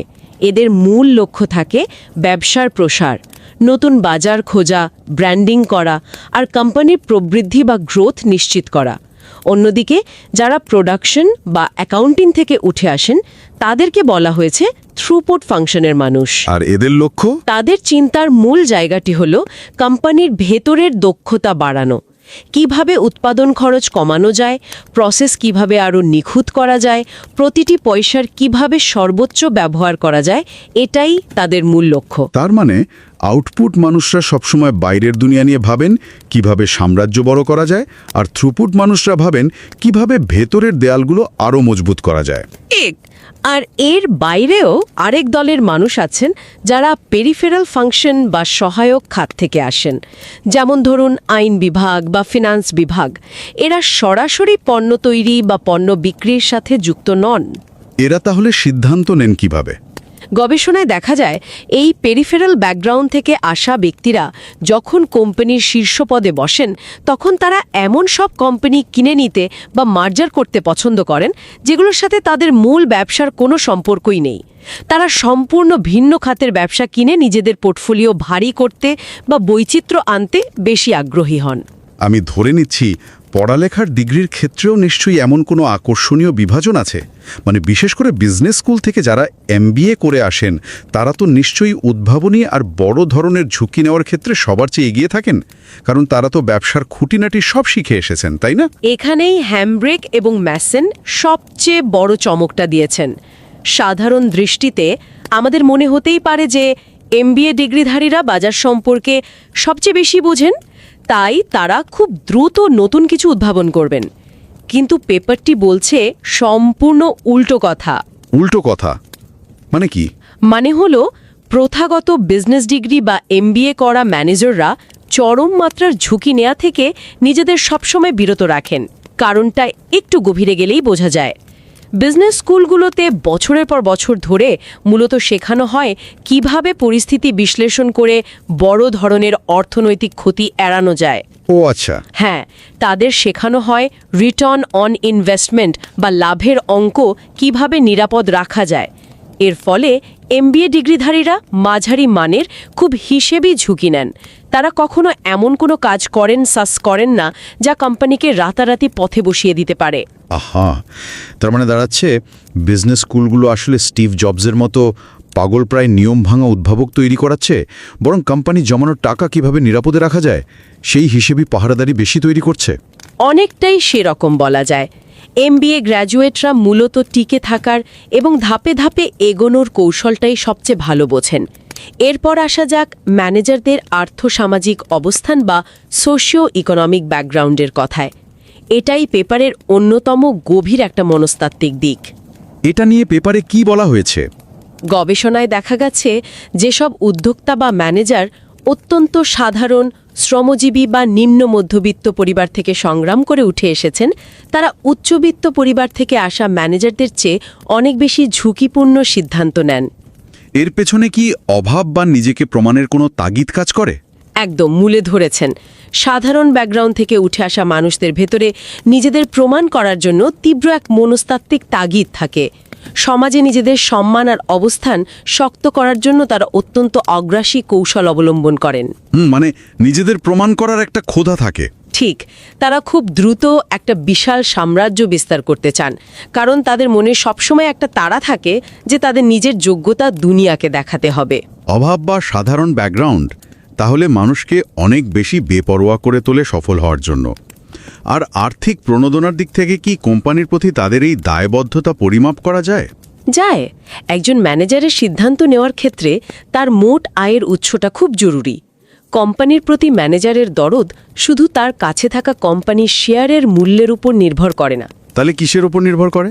বরং তার ব্যক্তিগত মোট আয়ের কত শতাংশ এই কোম্পানি থেকে আসছে, যেমন ধরুন বেতন, বোনাস বা স্টক অপশন, সেটাই তার কৌশলকে সবচেয়ে বেশি প্রভাবিত করে। যদি তার সংসার আর জীবনের মূল আয়ের উৎসই এই একটা কোম্পানি হয়, তবে তিনি কোম্পানি সুরক্ষার জন্য আপ্রাণ চেষ্টা করবেন। আচ্ছা, একটু আগে আমরা পুরো ম্যানেজমেন্ট টিমের কথা বলছিলাম। একটা দলে তো নানা ধরনের মানুষ থাকতে পারেন, কেউ মার্কেটিংয়ের, কেউ ফাইন্যান্সের, কেউ তরুণ, কেউ বয়স্ক। দলের এই বৈচিত্র্য বা হেটেরোজেনিটি কোম্পানির সিদ্ধান্তে কিভাবে প্রভাব ফেলে? দলের বৈচিত্র্যের একটা খুব সুন্দর দ্বিমুখী প্রভাব আছে। যদি দলের সবাই একই রকম ব্যাকগ্রাউন্ডের হন, যাকে হোমোজিনিয়াস বলা হয়, তবে তাদের মধ্যে কাজের বোঝাপড়া খুব ভালো থাকে। মতবিরোধ কম হয় বলে তারা খুব দ্রুত যে কোনো সিদ্ধান্ত নিতে পারেন। সেটা তো কাজের জন্য ভালো। হ্যাঁ, শান্ত আর স্থিতিশীল পরিবেশে দৈনন্দিন কাজ চালানোর জন্য এটা খুবই কার্যকরী। কিন্তু বড় বিপত্তি বাধে যখন কোম্পানি কোনো নতুন বা সম্পূর্ণ অচেনা সংকটের মুখে পড়ে। তখন এই একই ধাঁচের মানুষগুলো সবাই একই রকম চিন্তা করেন বলে নতুন কোনো সমাধান বের করতে পারেন না। তখন বৈচিত্র্যময় দল বা হেটেরোজিনিয়াস টিমের দরকার হয়। হ্যাঁ, সংকটময় মুহূর্তে একটা বৈচিত্র্যময় দল অনেক বেশি কার্যকরী হয়, কারণ দলে ভিন্ন ভিন্ন ব্যাকগ্রাউন্ডের মানুষ থাকলে তাদের মধ্যে তর্ক বিতর্ক হয়। সিদ্ধান্ত নিতে হয়তো সময় বেশি লাগে, কিন্তু তারা বিভিন্ন দৃষ্টিকোণ থেকে সমস্যাটিকে বিশ্লেষণ করতে পারেন। মানে ওই যে ভিন্ন ভিন্ন চশমার ব্যাপারটা। একদম। এই যে চিন্তার ঘর্ষণ বা ফ্রিকশন তৈরি হয়, সেখান থেকে উদ্ভাবনী সমাধান বেরিয়ে আসে। হ্যামব্রিক এবং ম্যাসন এই তত্ত্বগুলো দিয়ে আসলে ভবিষ্যৎ গবেষকদের জন্য একটা বিশাল রূপরেখা তৈরি করে দিয়েছেন। কিভাবে এই ডেমোগ্রাফিক বিষয়গুলো স্ট্যাটিস্টিক্যাল উপায়ে মাপা যায় তার পরিষ্কার দিক নির্দেশনা দিয়েছেন। কিন্তু এ পুরো আলোচনা শোনার পর আমার মনের ভেতরে একটা বড় প্রশ্ন জাগছে। পেপারে তো এতগুলো প্রস্তাবনা দেওয়া হলো, এতগুলো লজিক দাঁড় করানো হলো, কিন্তু যদি বাস্তবে মাঠে গিয়ে গবেষণা করতে দেখা যায় যে এই প্রস্তাবনাগুলোর কোনোটাই সত্যি হচ্ছে না, মানে যদি দেখা যায় যে ম্যানেজারের অতীত জীবনের ডিগ্রির সাথে বা বয়সের সাথে কোম্পানির পারফরমেন্সের আসলেই কোনো সম্পর্ক নেই, তখন কি হবে? পুরো থিওরিটাই কি তখন বাতিল হয়ে যাবে? এই প্রশ্নটাই হ্যামব্রিক এবং ম্যাসনকে সাধারণ গবেষকদের কাতার থেকে আলাদা করেছে। তারা তাদের পেপারের শেষ অংশে ঠিক এই সম্ভাবনার কথাটাই উল্লেখ করেছেন। তারা বলেছেন, যদি ভবিষ্যৎ গবেষণায় কোনো সম্পর্ক প্রমাণিত নাও হয়, অর্থাৎ ডেটায় যদি নন ফাইন্ডিংস আসে, তবুও সেটা বিজ্ঞান আর কর্পোরেট জগতের জন্য এক বিরাট আবিষ্কার হিসেবে গণ্য হবে। কোনো কিছু প্রমাণিত না হওয়াটা আবিষ্কার হয় কিভাবে? কারণটা খুব চমকপ্রদ। যদি দেখা যায় যে আলাদা আলাদা বয়স, ডিগ্রি এবং আর্থসামাজিক ব্যাকগ্রাউন্ড থেকে এসেও সব ম্যানেজার ঠিক একই রকম সিদ্ধান্ত নিচ্ছেন, তার মানে দাঁড়াবে অন্য একটা বিষয়। কি বিষয়? এর মানে হলো আমাদের কর্পোরেট কালচার আর ইন্ডাস্ট্রির কাঠামোগত ব্যবস্থা এতটাই শক্তিশালী যে তারা প্রতিটি মানুষকে একটা নির্দিষ্ট ছাঁচে ফেলে দেয়। কারোর অতীত ব্যাকগ্রাউন্ড যেমনই হোক না কেন, একবার সিস্টেমের ভেতরে ঢুকে গেলে এই বিশাল কর্পোরেট মেশিনারি মানুষের নিজস্বতা, তার সৃজনশীলতা মুছে দিয়ে তাকে সবার মতো করে ভাবতে বাধ্য করে। বাপে। হ্যাঁ, মানুষের মনস্তত্ত্বের ওপর কর্পোরেট জগতের এই নিরঙ্কুশ আধিপত্য প্রমাণ করাটাও হবে ম্যানেজমেন্ট গবেষণার জন্য একটা যুগান্তকারী ঘটনা। তার মানে আমরা হয়তো প্রতিনিয়ত ভাবছি আমরা আমাদের নিজস্ব শিক্ষা আর অভিজ্ঞতার আলোকে অত্যন্ত স্বাধীনভাবে সিদ্ধান্ত নিচ্ছি, কিন্তু আসলে এই অদৃশ্য কর্পোরেট মেশিনারি আমাদের সবাইকে এক রকম ছাঁচে ফেলে দিয়েছে। এটা তো চিন্তা করলে আগের থিওরির চেয়েও আরও বেশি ভয়ঙ্কর মনে হয়। ঠিক তাই।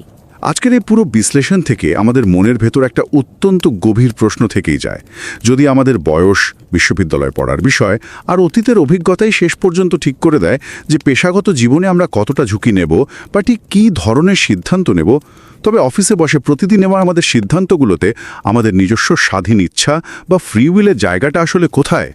আমাদের পেশাগত ভবিষ্যৎ, আমাদের উদ্ভাবনী ক্ষমতা কি তবে আমাদের সিভির পাতাতেই অনেক আগে থেকে লেখা হয়ে গেছে? যে কেউ চাইলে একটু সময় নিয়ে নিজের পেশাগত জীবনের দিকে তাকিয়ে এই প্রশ্নগুলোর উত্তর খোঁজার চেষ্টা করতে পারেন।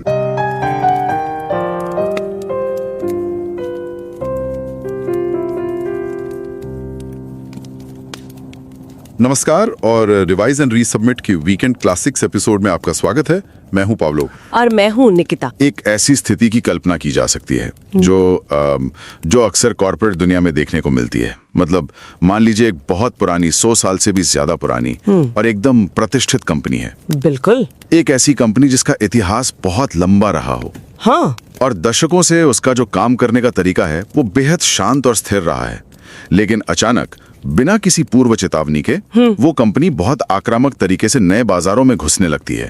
या फिर शायद इसका ठीक उल्टा होता है। हाँ, मतलब अचानक वो कंपनी एक एक पैसा बचाने के लिए बेतहाशा कॉस्ट कटिंग शुरू कर देती है, छटनी होने लगती है।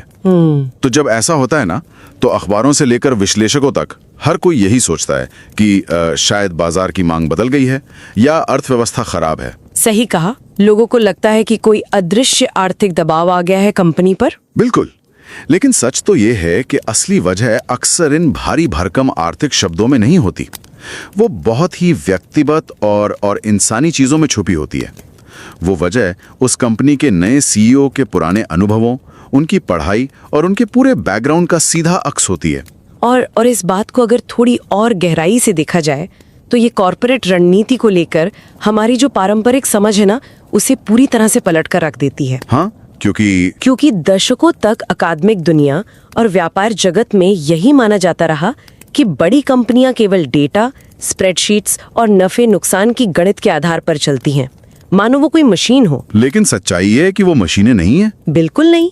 वो उन इंसानों द्वारा चलाई जाती हैं जिनकी अपनी एक पूरी मनोवैज्ञानिक दुनिया होती है, जिनके अपने पूर्वाग्रह होते हैं और जिनका एक अपना अतीत होता है। और आज की इस बातचीत का जो केंद्र बिंदु है वो यही विचार है। ये चर्चा एकेडमी ऑफ मैनेजमेंट रिव्यू में प्रकाशित एक वास्तविक और बेहद प्रभावशाली शोध पत्र पर आधारित है। और श्रोताओं के लिए जानना बहुत दिलचस्प होगा कि ये जर्नल कोई आम पत्रिका नहीं है। ये प्रबंधन की दुनिया के सबसे प्रतिष्ठित FT50 इंडेक्स का हिस्सा है। बिल्कुल, FT50। और इस पेपर का शीर्षक है upper echelons, the organization as a reflection of its top managers, जिसे कोलंबिया यूनिवर्सिटी के ग्रेजुएट स्कूल ऑफ बिजनेस से जुड़े डोनाल्ड C. हैम्ब्रिक और फिलिस A. मैसन ने लिखा है। और इस पेपर की अहमियत का अंदाजा महज एक आंकड़े से लगाया जा सकता है। गूगल स्कॉलर के अनुसार इसे 25,000 से अधिक बार साइट किया जा चुका है। 25,000 ये कोई छोटी बात नहीं है। बिल्कुल नहीं। प्रबंधन अनुसंधान के क्षेत्र में ये एक क्लासिक ग्रंथ बन चुका है, जिसने पूरी दुनिया के शोधकर्ताओं को सोचने का एक बिल्कुल नया नजरिया दिया है। सही बात है। अब इस पेपर के पन्नों में जाने से पहले श्रोताओं के साथ एक बहुत ही छोटी सी जानकारी साझा करना बहुत जरूरी है। हाँ, जो हमारे शेड्यूल में बदलाव हुआ है उसके बारे में। हाँ, तो पिछले महीने यानी मार्च 2026 से ये कार्यक्रम अब एक साप्ताहिक श्रृंखला बन गया है, जिसके एपिसोड्स हर रविवार और सोमवार को आते हैं। रविवार का दिन क्लासिक पेपर या किसी बेहतरीन किताब की समीक्षा के लिए तय किया गया है, और सोमवार के एपिसोड का पूरा ध्यान top tier peer reviewed journals के ताज़ा प्रकाशनों पर रहता है। बिल्कुल। श्रोताओं के निरंतर और वफादार समर्थन के लिए सच में बहुत बहुत आभार। और इस बदलाव के पीछे का जो कारण है वो भी साझा करना काफी महत्वपूर्ण है। हाँ, पर्यावरण वाला जो मुद्दा है। आजकल AI की मदद से बनने वाले पॉडकास्ट और कार्यक्रमों का चलन बहुत तेजी से बढ़ा है, लेकिन इन सब के पीछे काम करने वाले जो बैकएंड डेटा सेंटर्स होते हैं ना, उनमें सर्वरों को ठंडा रखने के लिए पानी की भारी खपत होती है, जो कि हमारी प्रकृति और जलवायु पर बहुत भारी पड़ता है। वही तो एपिसोड्स की साप्ताहिक संख्या को सीमित करना जलवायु परिवर्तन की दिशा में एक छोटा सा प्रयास है। इससे चर्चा की गुणवत्ता भी बरकरार रहती है और पर्यावरण की रक्षा में भी कुछ योगदान हो पाता है। लेकिन इस बदलाव के बावजूद एक चीज बिल्कुल नहीं बदलेगी, जो हमारी अक्टूबर की परंपरा है। हाँ, हर साल अक्टूबर महीने में नोबेल पुरस्कार सप्ताह की जो वार्षिक परंपरा शुरुआत से चली आ रही है जी, वो जस की तस रहेगी। मतलब पुरस्कार की घोषणा वाले पूरे सप्ताह भर हर दिन नोबेल विजेता के काम पर विस्तार से चर्चा की जाएगी। बिल्कुल वैसे ही जैसे हमेशा से होता आया है। इसके अलावा अब इस कार्यक्रम की एक नई समर्पित वेबसाइट भी आ गई है। वेबसाइट और आज के इस बेहतरीन शोध पत्र दोनों का लिंक शो नोट्स में दिया गया है। तो श्रोताओं से ये आग्रह जरूर रहेगा कि वो इस चैनल को सब्सक्राइब करें या ना करें, लेकिन समय निकालकर इस बेहद सोच समझकर लिखे गए और पीयर रिव्यूड पेपर को जरूर पढ़ें। एकदम सही। और आज हम इसे इस तरह से खोलेंगे कि अगर कोई अकादमिक शोध की दुनिया में बिल्कुल नया भी है तो उसे हर एक बात आसानी से समझ में आ जाए, वो भी बिना किसी तकनीकी शब्द जाल के। बिल्कुल। तो अगर इस पेपर की बुनियाद को समझना हो तो सबसे पहले तो ये देखना होगा कि इस शोध के आने से पहले लोग क्या सोचते थे, है ना? हाँ, क्योंकि पुराने सिद्धांत मुख्य रूप से दो अलग अलग चरम सीमाओं में बटे हुए थे। एक नजरिया था जिसे इनर्शियल पर्सपेक्टिव कहा जाता था। इनर्शियल मतलब स्थिरता वाला। ये मानता था कि संगठन असल में बाजार, अर्थव्यवस्था और बाहरी ताकतों के आगे पूरी तरह बेबस होते हैं। यानी कंपनी का CEO कोई भी हो, कंपनी वही करेगी जो बाजार उससे करवाएगा। अच्छा, मतलब इंसान की कोई अहमियत ही नहीं है उसमें? बिल्कुल। और जो दूसरा नजरिया था वो इसका एकदम उल्टा था।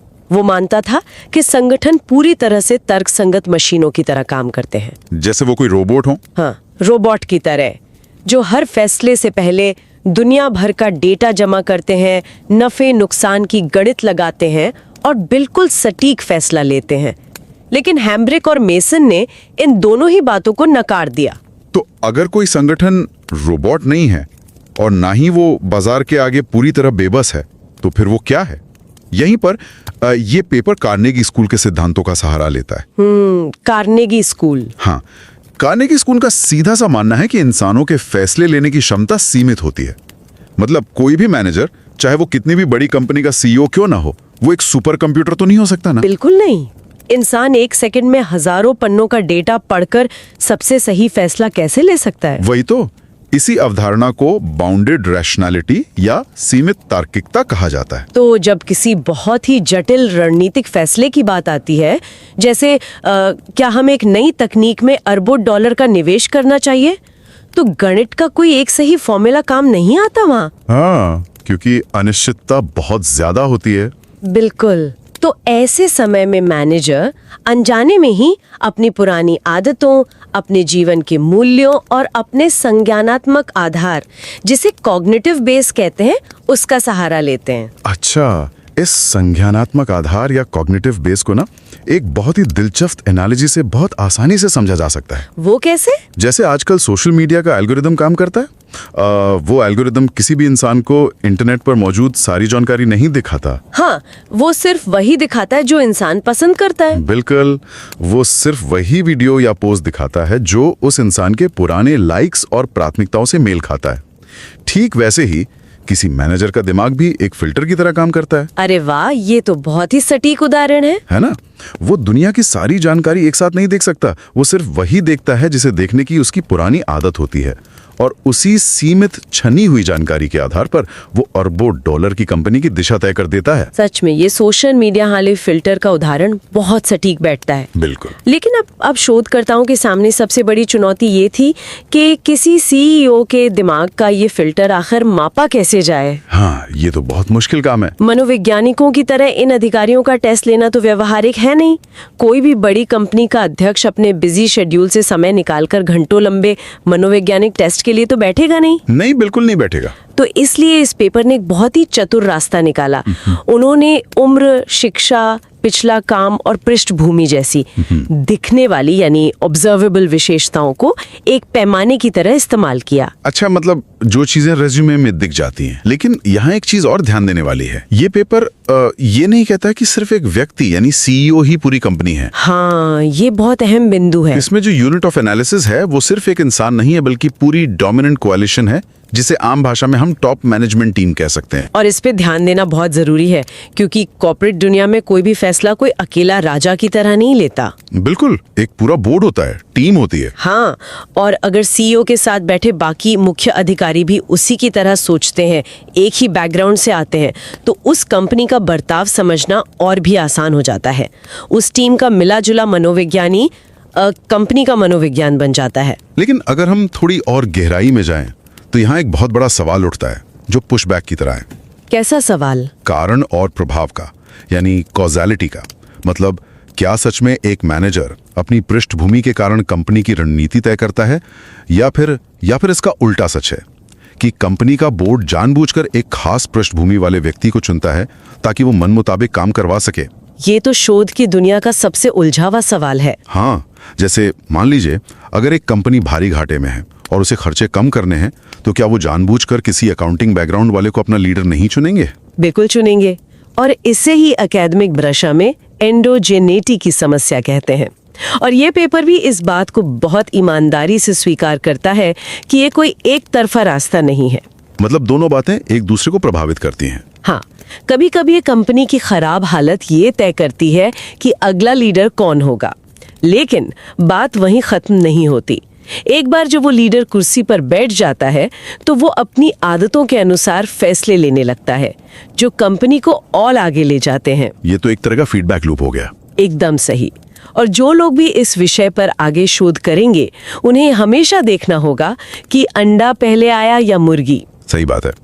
तो अगर हम इस बात को मान लें कि एक लीडर के अतीत का इतना गहरा असर होता है, तो अब उन मुख्य प्रस्तावनाओं पर आते हैं जो इस पेपर की जान है। बिल्कुल, जो अलग अलग कैरेक्टरिस्टिक्स दिए हैं पेपर में। हाँ, तो सबसे पहली और सबसे साफ दिखने वाली चीज है उम्र। क्या एक 35 साल का सीईओ और एक 62 साल का सीईओ सच में अलग अलग फैसले लेते हैं? मनोविज्ञान और डेटा दोनों यही बताते हैं कि हाँ, वो बहुत अलग होते हैं। कैसे? युवा मैनेजर अक्सर कंपनी की वृद्धि पर ध्यान देते हैं। वो नए उत्पाद लाने, बिल्कुल नए बाजारों में उतरने या कोई नई बहुत जोखिम भरी तकनीक अपनाने से नहीं घबराते, क्योंकि उनके पास अपना करियर बनाने के लिए बहुत समय होता है ना? बिल्कुल। लेकिन इसके विपरीत उम्र दराज अधिकारी अक्सर यथास्थिति यानी स्टेटस को बनाए रखना पसंद करते हैं। इसके पीछे शायद ये वजह हो सकती है कि जब कोई इंसान रिटायरमेंट के करीब होता है, तो वो ऐसा कोई बड़ा दांव नहीं खेलना चाहता जो उसकी जीवन भर की कमाई और सम्मान को अचानक मिट्टी में मिला दे। वो सुरक्षा चाहता है। ठीक यही बात पेपर भी समझाता है। शारीरिक और मानसिक ऊर्जा कम होने के साथ साथ उनकी अपनी वित्तीय और करियर की सुरक्षा उनके फैसलों पर हावी होने लगती है। तो अगर उम्र इतना बड़ा फैक्टर है, तो फिर फंक्शनल ट्रैक यानी उनके काम का जो पिछला अनुभव है वो तो और भी बड़ा फिल्टर होता होगा। अरे वो तो बहुत ही महत्वपूर्ण है। सोचिए, एक इंसान जिसने जिंदगी के 20 साल सिर्फ मार्केटिंग में बिताए हैं और दूसरा जिसने 20 साल सिर्फ अकाउंट्स की फाइलें देखी हैं। जब दोनों के सामने एक ही जैसी समस्या आती है, मान लीजिए कंपनी को नुकसान हो रहा है, तो क्या दोनों एक ही तरह से सोचेंगे? हरगिज नहीं, दोनों का नजरिया एकदम अलग होगा। वो कैसे? मार्केटिंग वाला सोचेगा कि हमें नए ग्राहक लाने हैं, कोई नया विज्ञापन अभियान चलाना है, लेकिन अकाउंट्स वाला सोचेगा कि हमें 10% कर्मचारियों को निकालना है और खर्चे कम करने हैं। मतलब अपनी अपनी विशेषता के हिसाब से। हाँ, पेपर इन काम के अनुभवों को मुख्य रूप से 3 हिस्सों में बांटता है। पहले है आउटपुट फंक्शंस वाले अधिकारी, जैसे मार्केटिंग या सेल्स वाले। हाँ, या R&D से आए लोग। इनका पूरा ध्यान हमेशा ग्रोथ पर होता है। फिर दूसरे हैं थ्रूपुट फंक्शन वाले। थ्रूपुट मतलब वो लोग जो कंपनी के अंदर के मशीनरी को संभालते हैं, जैसे उत्पादन या अकाउंटिंग से आए लोग। बिल्कुल। तो जाहिर है कि जब ये लोग बॉस बनते हैं तो उनका पूरा ध्यान कार्य कुशलता बढ़ाने और स्वचालन यानी ऑटोमेशन पर होता है। लेकिन इसमें जो तीसरा प्रकार है वो शायद सबसे दिलचस्प है, जिसे पेरिफेरल फंक्शन कहा जाता है। हाँ, ये कानून या फाइनेंस विभाग से आए लोग होते हैं। और इन लोगों के काम का तरीका इतना दिलचस्प क्यों होता है? क्योंकि इन लोगों का कंपनी के मूल काम से, यानी जो सामान कंपनी असल में बनाती या बेचती है, उससे कोई सीधा भावनात्मक जुड़ाव नहीं होता। अच्छा, मतलब वो प्रोडक्ट को प्रोडक्ट की तरह नहीं देखते? नहीं, एक फाइनेंस का व्यक्ति कंपनी को उत्पादों के रूप में नहीं देखता। वो उसे सिर्फ स्प्रेडशीट पर मौजूद कुछ संपत्तियों या एसेट्स के रूप में देखता है। ओह, ये तो बहुत ही अलग नजरिया है। इसलिए जब ये लोग शीर्ष पर पहुंचते हैं तो ये अक्सर ऐसे फैसले लेते हैं जो कंपनी के मूल काम से बिल्कुल हटकर हों। जैसे मान लीजिए एक जूते बनाने वाली कंपनी है और वो अचानक किसी सॉफ्टवेयर कंपनी को खरीद ले। अरे वाह, इसे ही व्यापार की भाषा में असंबद्ध विविधीकरण या अनरिलेटेड डाइवर्सिफिकेशन कहा जाता है। बिल्कुल सही। और इसके अलावा क्योंकि इन लोगों ने जिंदगी भर नियम कानून और बजट देखे हैं, इसलिए ये पूरी कंपनी के भीतर प्रशासनिक नियम कानूनों को बहुत जटिल बना देते हैं। ये तो हुई उनके फंक्शनल ट्रैक की बात, लेकिन करियर के कुछ और अनुभव भी होते हैं। जैसे क्या कोई व्यक्ति पूरी जिंदगी एक ही कंपनी में रहकर ऊपर पहुंचा है, या वो बाहर से किसी दूसरी कंपनी से आया है? हाँ, जिसे हम इनसाइडर बनाम आउटसाइडर भी कह सकते हैं। तो इसका क्या असर होता है? देखिए, जो लोग बाहर से आते हैं वो कंपनी के पुराने सिस्टम से बंधे नहीं होते। उनके कोई पुराने दोस्त नहीं होते जिन्हें उन्हें खुश रखना हो। तो वो ज्यादा आसानी से कड़े फैसले ले सकते हैं। बिल्कुल, वो कंपनी के पुराने ढांचों को तेजी से तोड़ सकते हैं और बड़े बदलाव कर सकते हैं।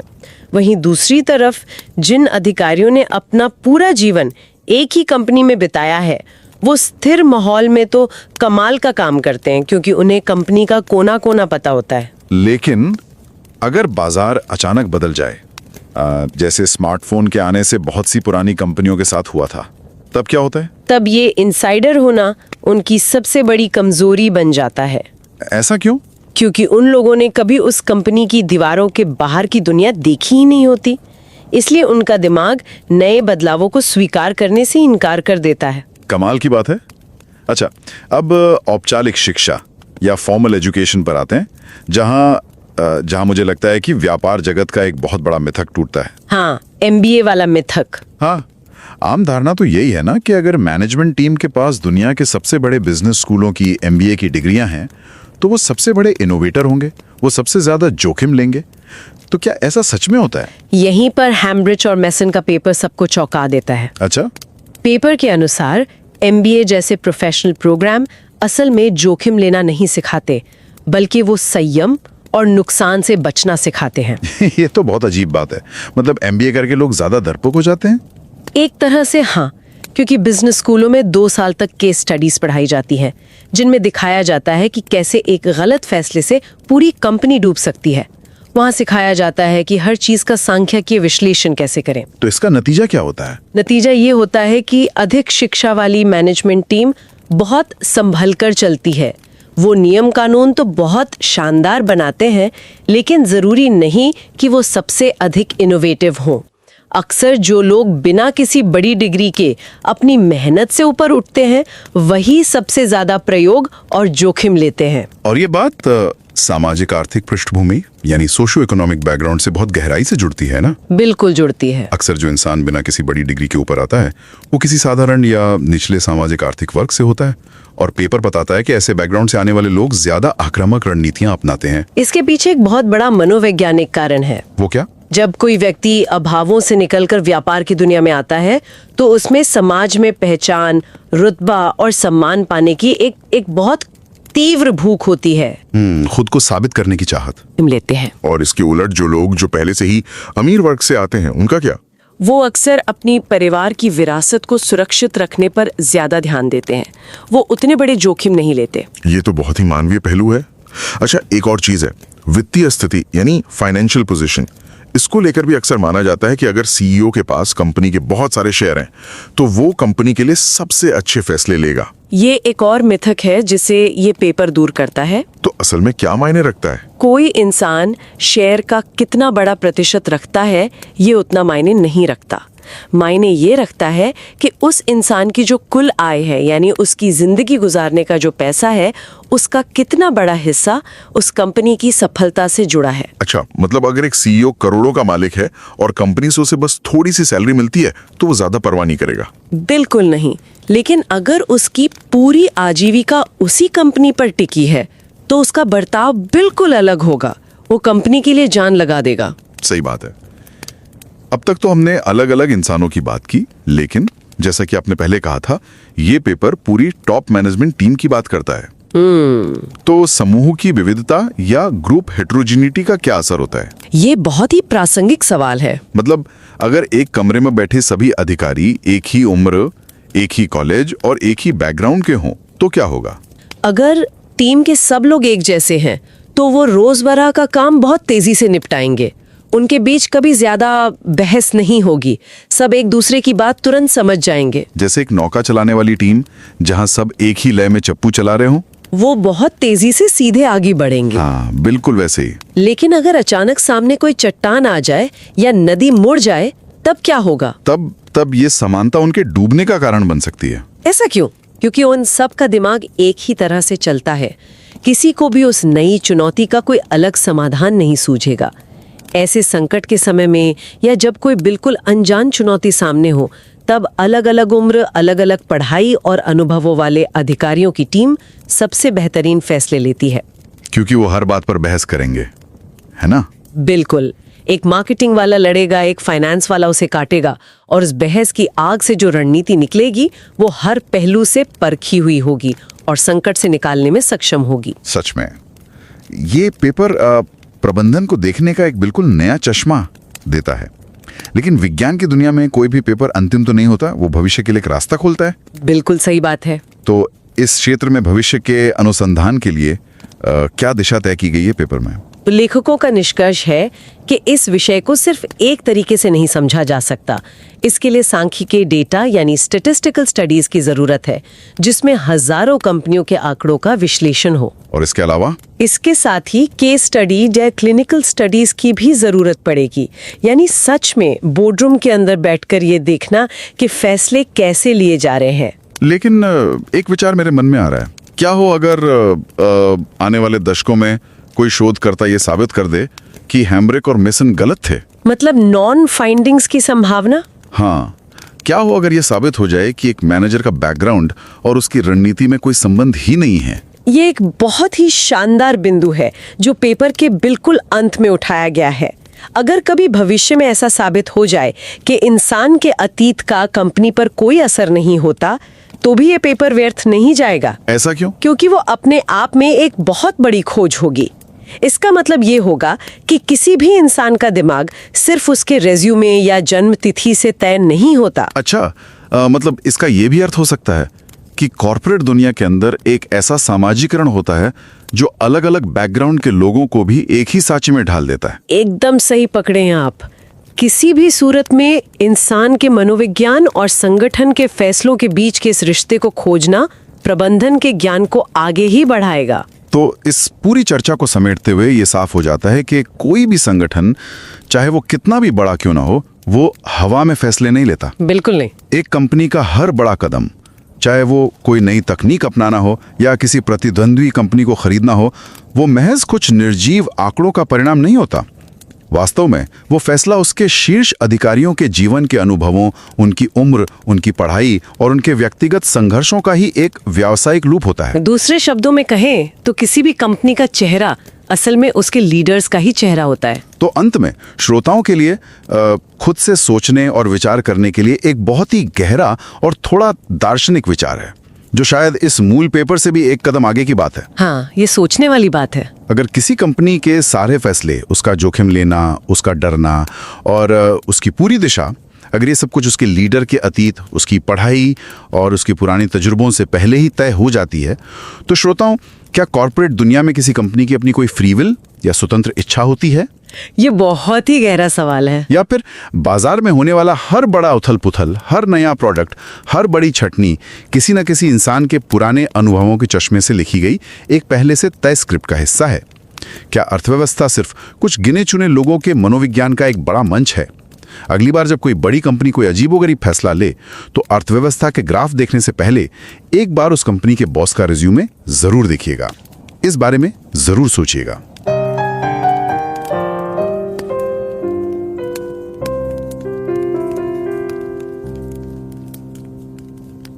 Forestil dig et øjeblik, at du sidder med en enorm og næsten helt uoverskuelig opgave foran dig. Du skal forudsige den næste store, skelsættende strategiske beslutning for en global milliardvirksomhed. Hvor starter du overhovedet din analyse? Ja, det er jo et ret overvældende sted at stå, altså som ny forsker. Lige præcis. Og vil du straks kigge på de der komplekse regneark og makroøkonomiske grafer for ligesom at finde et matematisk svar? Altså, de fleste vil nok helt instinktivt gribe fat i netop de klassiske markedsanalyser. Nemlig. Men vil du måske overveje at gøre noget radikalt anderledes? Vil du kigge på, hvad virksomhedens topchef egentlig læste på universitetet for måske 30 år siden? Eller undersøge, om de voksede op i arbejderklassen frem for at være født ind i en tryg overklassefamilie. Det lyder jo nærmest som en provokation for en traditionel økonom. Det gør det altså. Og det er netop den her ret radikale tanke, vi skal udforske i vores samtale i dag. Ja, at de dyreste og tungeste strategiske beslutninger måske slet ikke udelukkende er et resultat af kold markedslogik. At de er dybt forankret i de levede menneskelige erfaringer hos de individer, der tilfældigvis sidder for bordet. Lige netop. Vores undersøgelse i dag bygger på en ægte milepæle inden for ledelsesforskningen. Det er en artikel publiceret i Academy of Management Review, altså et prestigefyldt FT50-indekseret tidsskrift. Skrevet af Donald C. Hambrick og Phyllis A. Mason, og de er fra Graduate School of Business på Columbia University. Ja, og før vi for alvor træder ind i maskinrummet på den her teori, har jeg lige en ret intim og vigtig besked til dig, der lytter med. Fra marts 2026 er vi nemlig overgået til at være en ugentlig udgivelse. Ja, vi deler nu vores samtaler med dig hver søndag og mandag. Og søndag er dedikeret til de store klassiske artikler eller boganmeldelser. Rigtigt. Og om mandagen holder vi et absolut fokus på publikationer fra de allerbedste fagfællebedømte tidsskrifter. Vi nærer en utrolig dyb kærlighed til vores loyale abonnenter, og vi takker dig virkelig for støtten. Altså, grunden til denne overgang er jo, at de AI-assisterede udsendelser trækker utrolig hårdt på naturen. Især med et meget betydeligt vandforbrug i de bagvedliggende datacenter. Ja, det er helt vildt. Så at begrænse den ugentlige udgivelse er simpelthen vores måde aktivt at give tilbage til klimaindsatsen på, uden at vi mister rigdommen i vores samtaler. Men vores faste årlige tradition for Nobelprisugen i oktober forbliver selvfølgelig fuldstændig intakt. Præcis. Der dækker vi det prisvindende arbejde hver eneste dag under annonceringerne, helt i tråd med traditionen siden vores start. Og vi har nu også lanceret en dedikeret hjemmeside, som du kan finde et link til i noterne. Ja, og for lige at vende tilbage til tyngden af det værk, vi kigger på.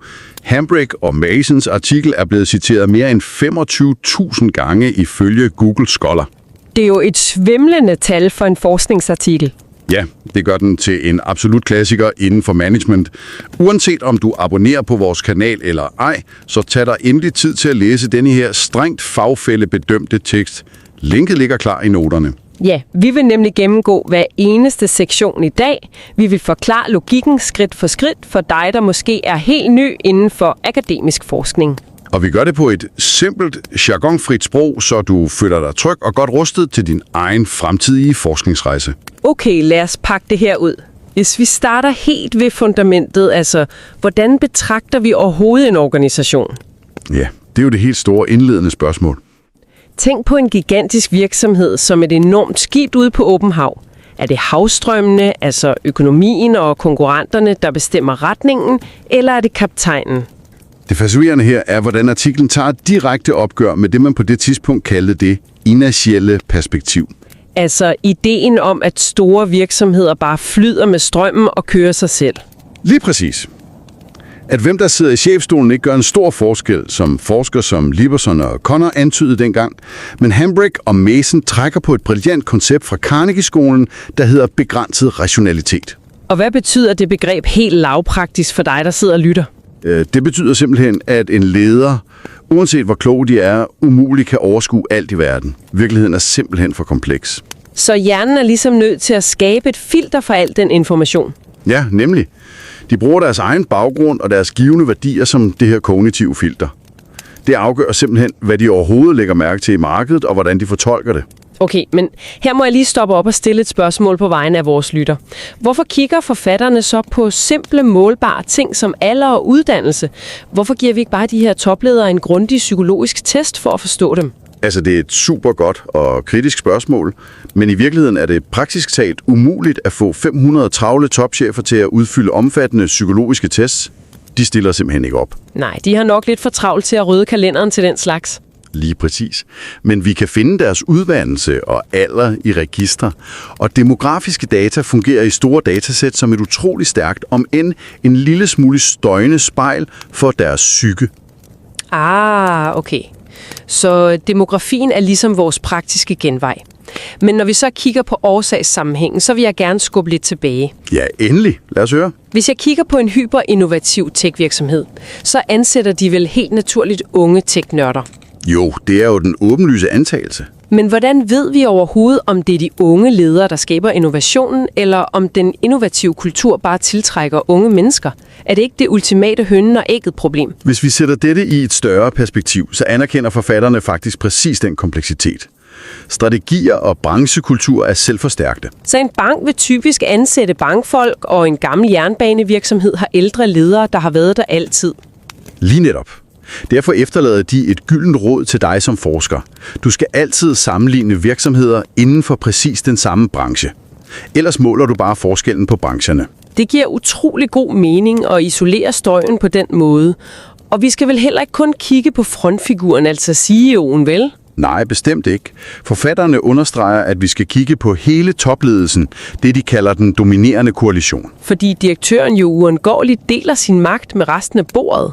Ja, og hvis direktøren er produktionsmand, men resten er marketingfolk, så er dynamikken en helt anden. Hele holdets profil er en meget stærkere indikator. Her bliver det for alvor interessant. Vi har etableret vores model, så lad os dykke ned i de konkrete forudsigelser og hypoteserne, som artiklen opstiller. Lad os starte med alderen. Ja, lad os kigge på, hvad alderen gør ved strategien. Mange vil jo tro, at ældre chefer er mere forsigtige. Men vent lidt, de har jo masser af penge. Burde de ikke have mere ro i maven til at tage vilde chancer end en ung direktør? Det er jo en utrolig skarp observation, men forskningen peger alligevel i en anden retning. Og der er 3 primære grunde til, at yngre ledere forbindes med højere risikovillighed. Og den første er vel bare ren energi. Præcis. Biologien. Yngre har ofte mere fysisk og mental udholdenhed til vilde transformationer. For det andet har ældre en psykologisk forpligtelse til status quo. Ja, de har måske bygget strukturen op personligt, så det gør ondt at rive det ned. Lige netop. Det er et opgør med livsværket. Og for det tredje handler det om økonomisk sikkerhed frem mod pensionen. Man satser ikke redeægget lige før målstregen. Nej, det forstår man jo godt. Hvad så med det, de rent faktisk har lavet professionelt, altså deres funktionelle spor i karrieren? Det gør en monumental forskel. Forfatterne inddeler dem i 3 utroligt nyttige kategorier, du kan bruge. Output, throughput og de perifere funktioner. Så output-folkene, det er dem, der altid er kigget udad. Ja, det er marketing og produktudvikling. De jager nye markeder og søger vækst. Så har vi throughput-folkene i produktion og regnskab. Og de kigger indad og fokuserer på effektivitet og omkostninger, gætter jeg på. Helt rigtigt. Men så har vi den sidste gruppe, de perifære funktioner, jura og finans. Og her bliver det virkelig spændende for din analyse. Hvorfor er de specielt spændende? Fordi de ofte mangler decideret hands-on-erfaring med selve kerneproduktet. De er geniale, men de ved ikke nødvendigvis, hvordan man forbedrer maskinen. Så hvis vi forestiller os en global krise, hvordan reagerer de her forskellige profiler så? Hvis du har en output-leder, vil de forsøge at innovere sig ud af krisen. En ny målgruppe, et nyt produkt. Og hvis det er en advokat eller en finansmand fra periferien? Så vil de kigge på regnearket og tænke, at de har for meget risiko i én branche. De fører ofte virksomheden ud i urelateret opkøb for at sprede risikoen, i stedet for at udvikle selve produktet. Det forklarer jo, hvorfor nogle virksomheder pludselig opfører sig helt uforståeligt set udefra. Det er simpelthen lederens gamle instinkter, der tager over. Men hvad med deres formelle uddannelse? Ja, den spiller også en enorm rolle. Man skulle jo tro, at en MBA fra en af de helt dyre handelsskoler gjorde dig til en vild innovativ risikotager. Men teksten antyder noget lidt andet. Ja, dataen viser faktisk et overraskende mønster her. Det virker lidt som om, hvis jeg skal bruge en analogi, at MBA-uddannelsen er mere som en avanceret sikkerhedssele end en jetmotor. Det er en utrolig præcis analogi. Mængden af uddannelse generelt er forbundet med innovation, men selve den professionelle MBA er ofte forbundet med mådehold. Så de trænes simpelthen i at undgå katastrofer, frem for at tage chancer. Lige præcis. De er skolet i komplekse administrative kontrolsystemer, så de tænker mere på at minimere fejl end at satse butikken. Okay, det bringer os til deres socioøkonomiske opvækst, altså hvilken social klasse de tilhørte som børn. Betyder det virkelig noget i dag for en topleder? Bølger aggressiv, vilde opkøb. Altså fordi de har en eller anden psykologisk sult efter status og anerkendelse. Lige netop. De har en trang til at bevise noget over for verden, som de ikke var født ind i. Hvorimod ledere for overklassen ofte driver mere traditionelle virksomheder. Ja, de har vel allerede den sociale anerkendelse, så de skal bare passe på familiens penge. Hvad så med deres personlige penge i dag? Ejerandele for eksempel. Der er en klassisk misforståelse her, som du skal undgå i din forskning. Det handler slet ikke om, hvor mange aktier lederen ejer i absolutte tal. Okay, hvad er det afgørende så? Det afgørende er procentdelen. Hvor stor en del af deres samlede personlige indkomst kommer fra virksomheden. Så hvis de i forvejen er mange millionærer ved siden af, så er de måske mere villige til at eksperimentere med strategien. Præcis. Hvis en krise ikke ændrer deres personlige livsstil, tager de frie beslutninger, end hvis børnenes skolepenge direkte afhænger af den næste måneds bonus. Så hvad betyder alt dette egentlig, når alle de her forskelligartede profiler sætter sig ved det samme bord? Vi talte jo om gruppeheterogenitet. Dette rejser et vigtigt spørgsmål om teamdynamik og faren for groupthink. Der findes nemlig ikke et perfekt hold for alle situationer. Altså hvis hele ledelsen er 50-årige ingeniører med den samme uddannelse, går beslutningerne utrolig stærkt, fordi de tænker ens. Ja, præcis. I et meget stabilt og roligt marked er et homogent team faktisk fantastisk effektivt. De forstår hinanden instinktivt. Men hvad så, når markedet pludselig bliver turbulent? Så er de i livsfare. I turbulente tider er det et heterogent team, stor diversitet i alder, baggrund og faglighed, der klarer sig bedst. Fordi de simpelthen ser krisen fra vidt forskellige vinkler og finder alternative løsninger. Ja, nemlig. De skændes måske mere, men det redder skibet fra at sejle ind i isbjerget. Der er en lille detalje til sidst i artiklen, som jeg synes er helt fantastisk for en ny forsker. Sektionen om muligheden for non-findings. Ja, det er et ekstremt opmuntrende afsnit. For hvad nu, hvis man laver det perfekte studie og slet ikke finder nogen sammenhæng mellem demografi og strategi? Er det så et nederlag? Slet ikke. Forfatterne understreger, at manglen på et fund faktisk ville være en videnskabelig sensation. Hvordan det? Altså, hvad ville det fortælle os? Det ville fortælle os, at ledelsessystemet og kulturen i en stor virksomhed er så stærk, at den fuldstændig udvisker mennesket. Så uanset din baggrund, så hjernevasker systemet dig til at tænke på præcis samme måde som alle andre direktører. Lige pris. Og det er jo enorm viden at bidrage med i sig selv. Det er en ren win-win for din fremtidige forskning. Det er en utrolig stærk tanke at tage med sig ud i marken. Og det bringer mig frem til en refleksion, som jeg gerne vil efterlade dig med i dag, mens du bearbejder vores samtale. Ja, en lille ting at tygge på. Hvis gigantiske skelsættende erhvervsstrategier i virkeligheden kan få udsiges af, hvad en lille gruppe ledere studerede for 30 år siden. Eller hvilken social klasse de tilfældigvis voksede op i. Præcis. Hvor meget fri vilje findes der så egentlig helt deroppe i hjørnekontoret? Det er et virkelig dybt og provokerende spørgsmål at stille sig selv. Ja, når en topleder sidder badet i sved under en global krise og skal træffe et livsvigtigt valg, vælger de så reelt frit, eller afspiller de blot blindt manuskriptet af deres eget levede liv? Det er noget, der kan ændre hele måden, vi ser ledere på. Lad endelig den tanke bundfælde sig i ro og magt, mens du forbereder dit eget spændende forskningsprojekt derude. Og husk nu at tage dig tid til at læse artiklen. Vi har lagt linket og også linket til vores hjemmeside lige der i noterne til dig. Ja, og rigtig god fornøjelse med læsningen. Vi sender dig trygt afsted på din akademiske rejse, og vi glæder os bare utrolig meget til at tale med dig igen snart.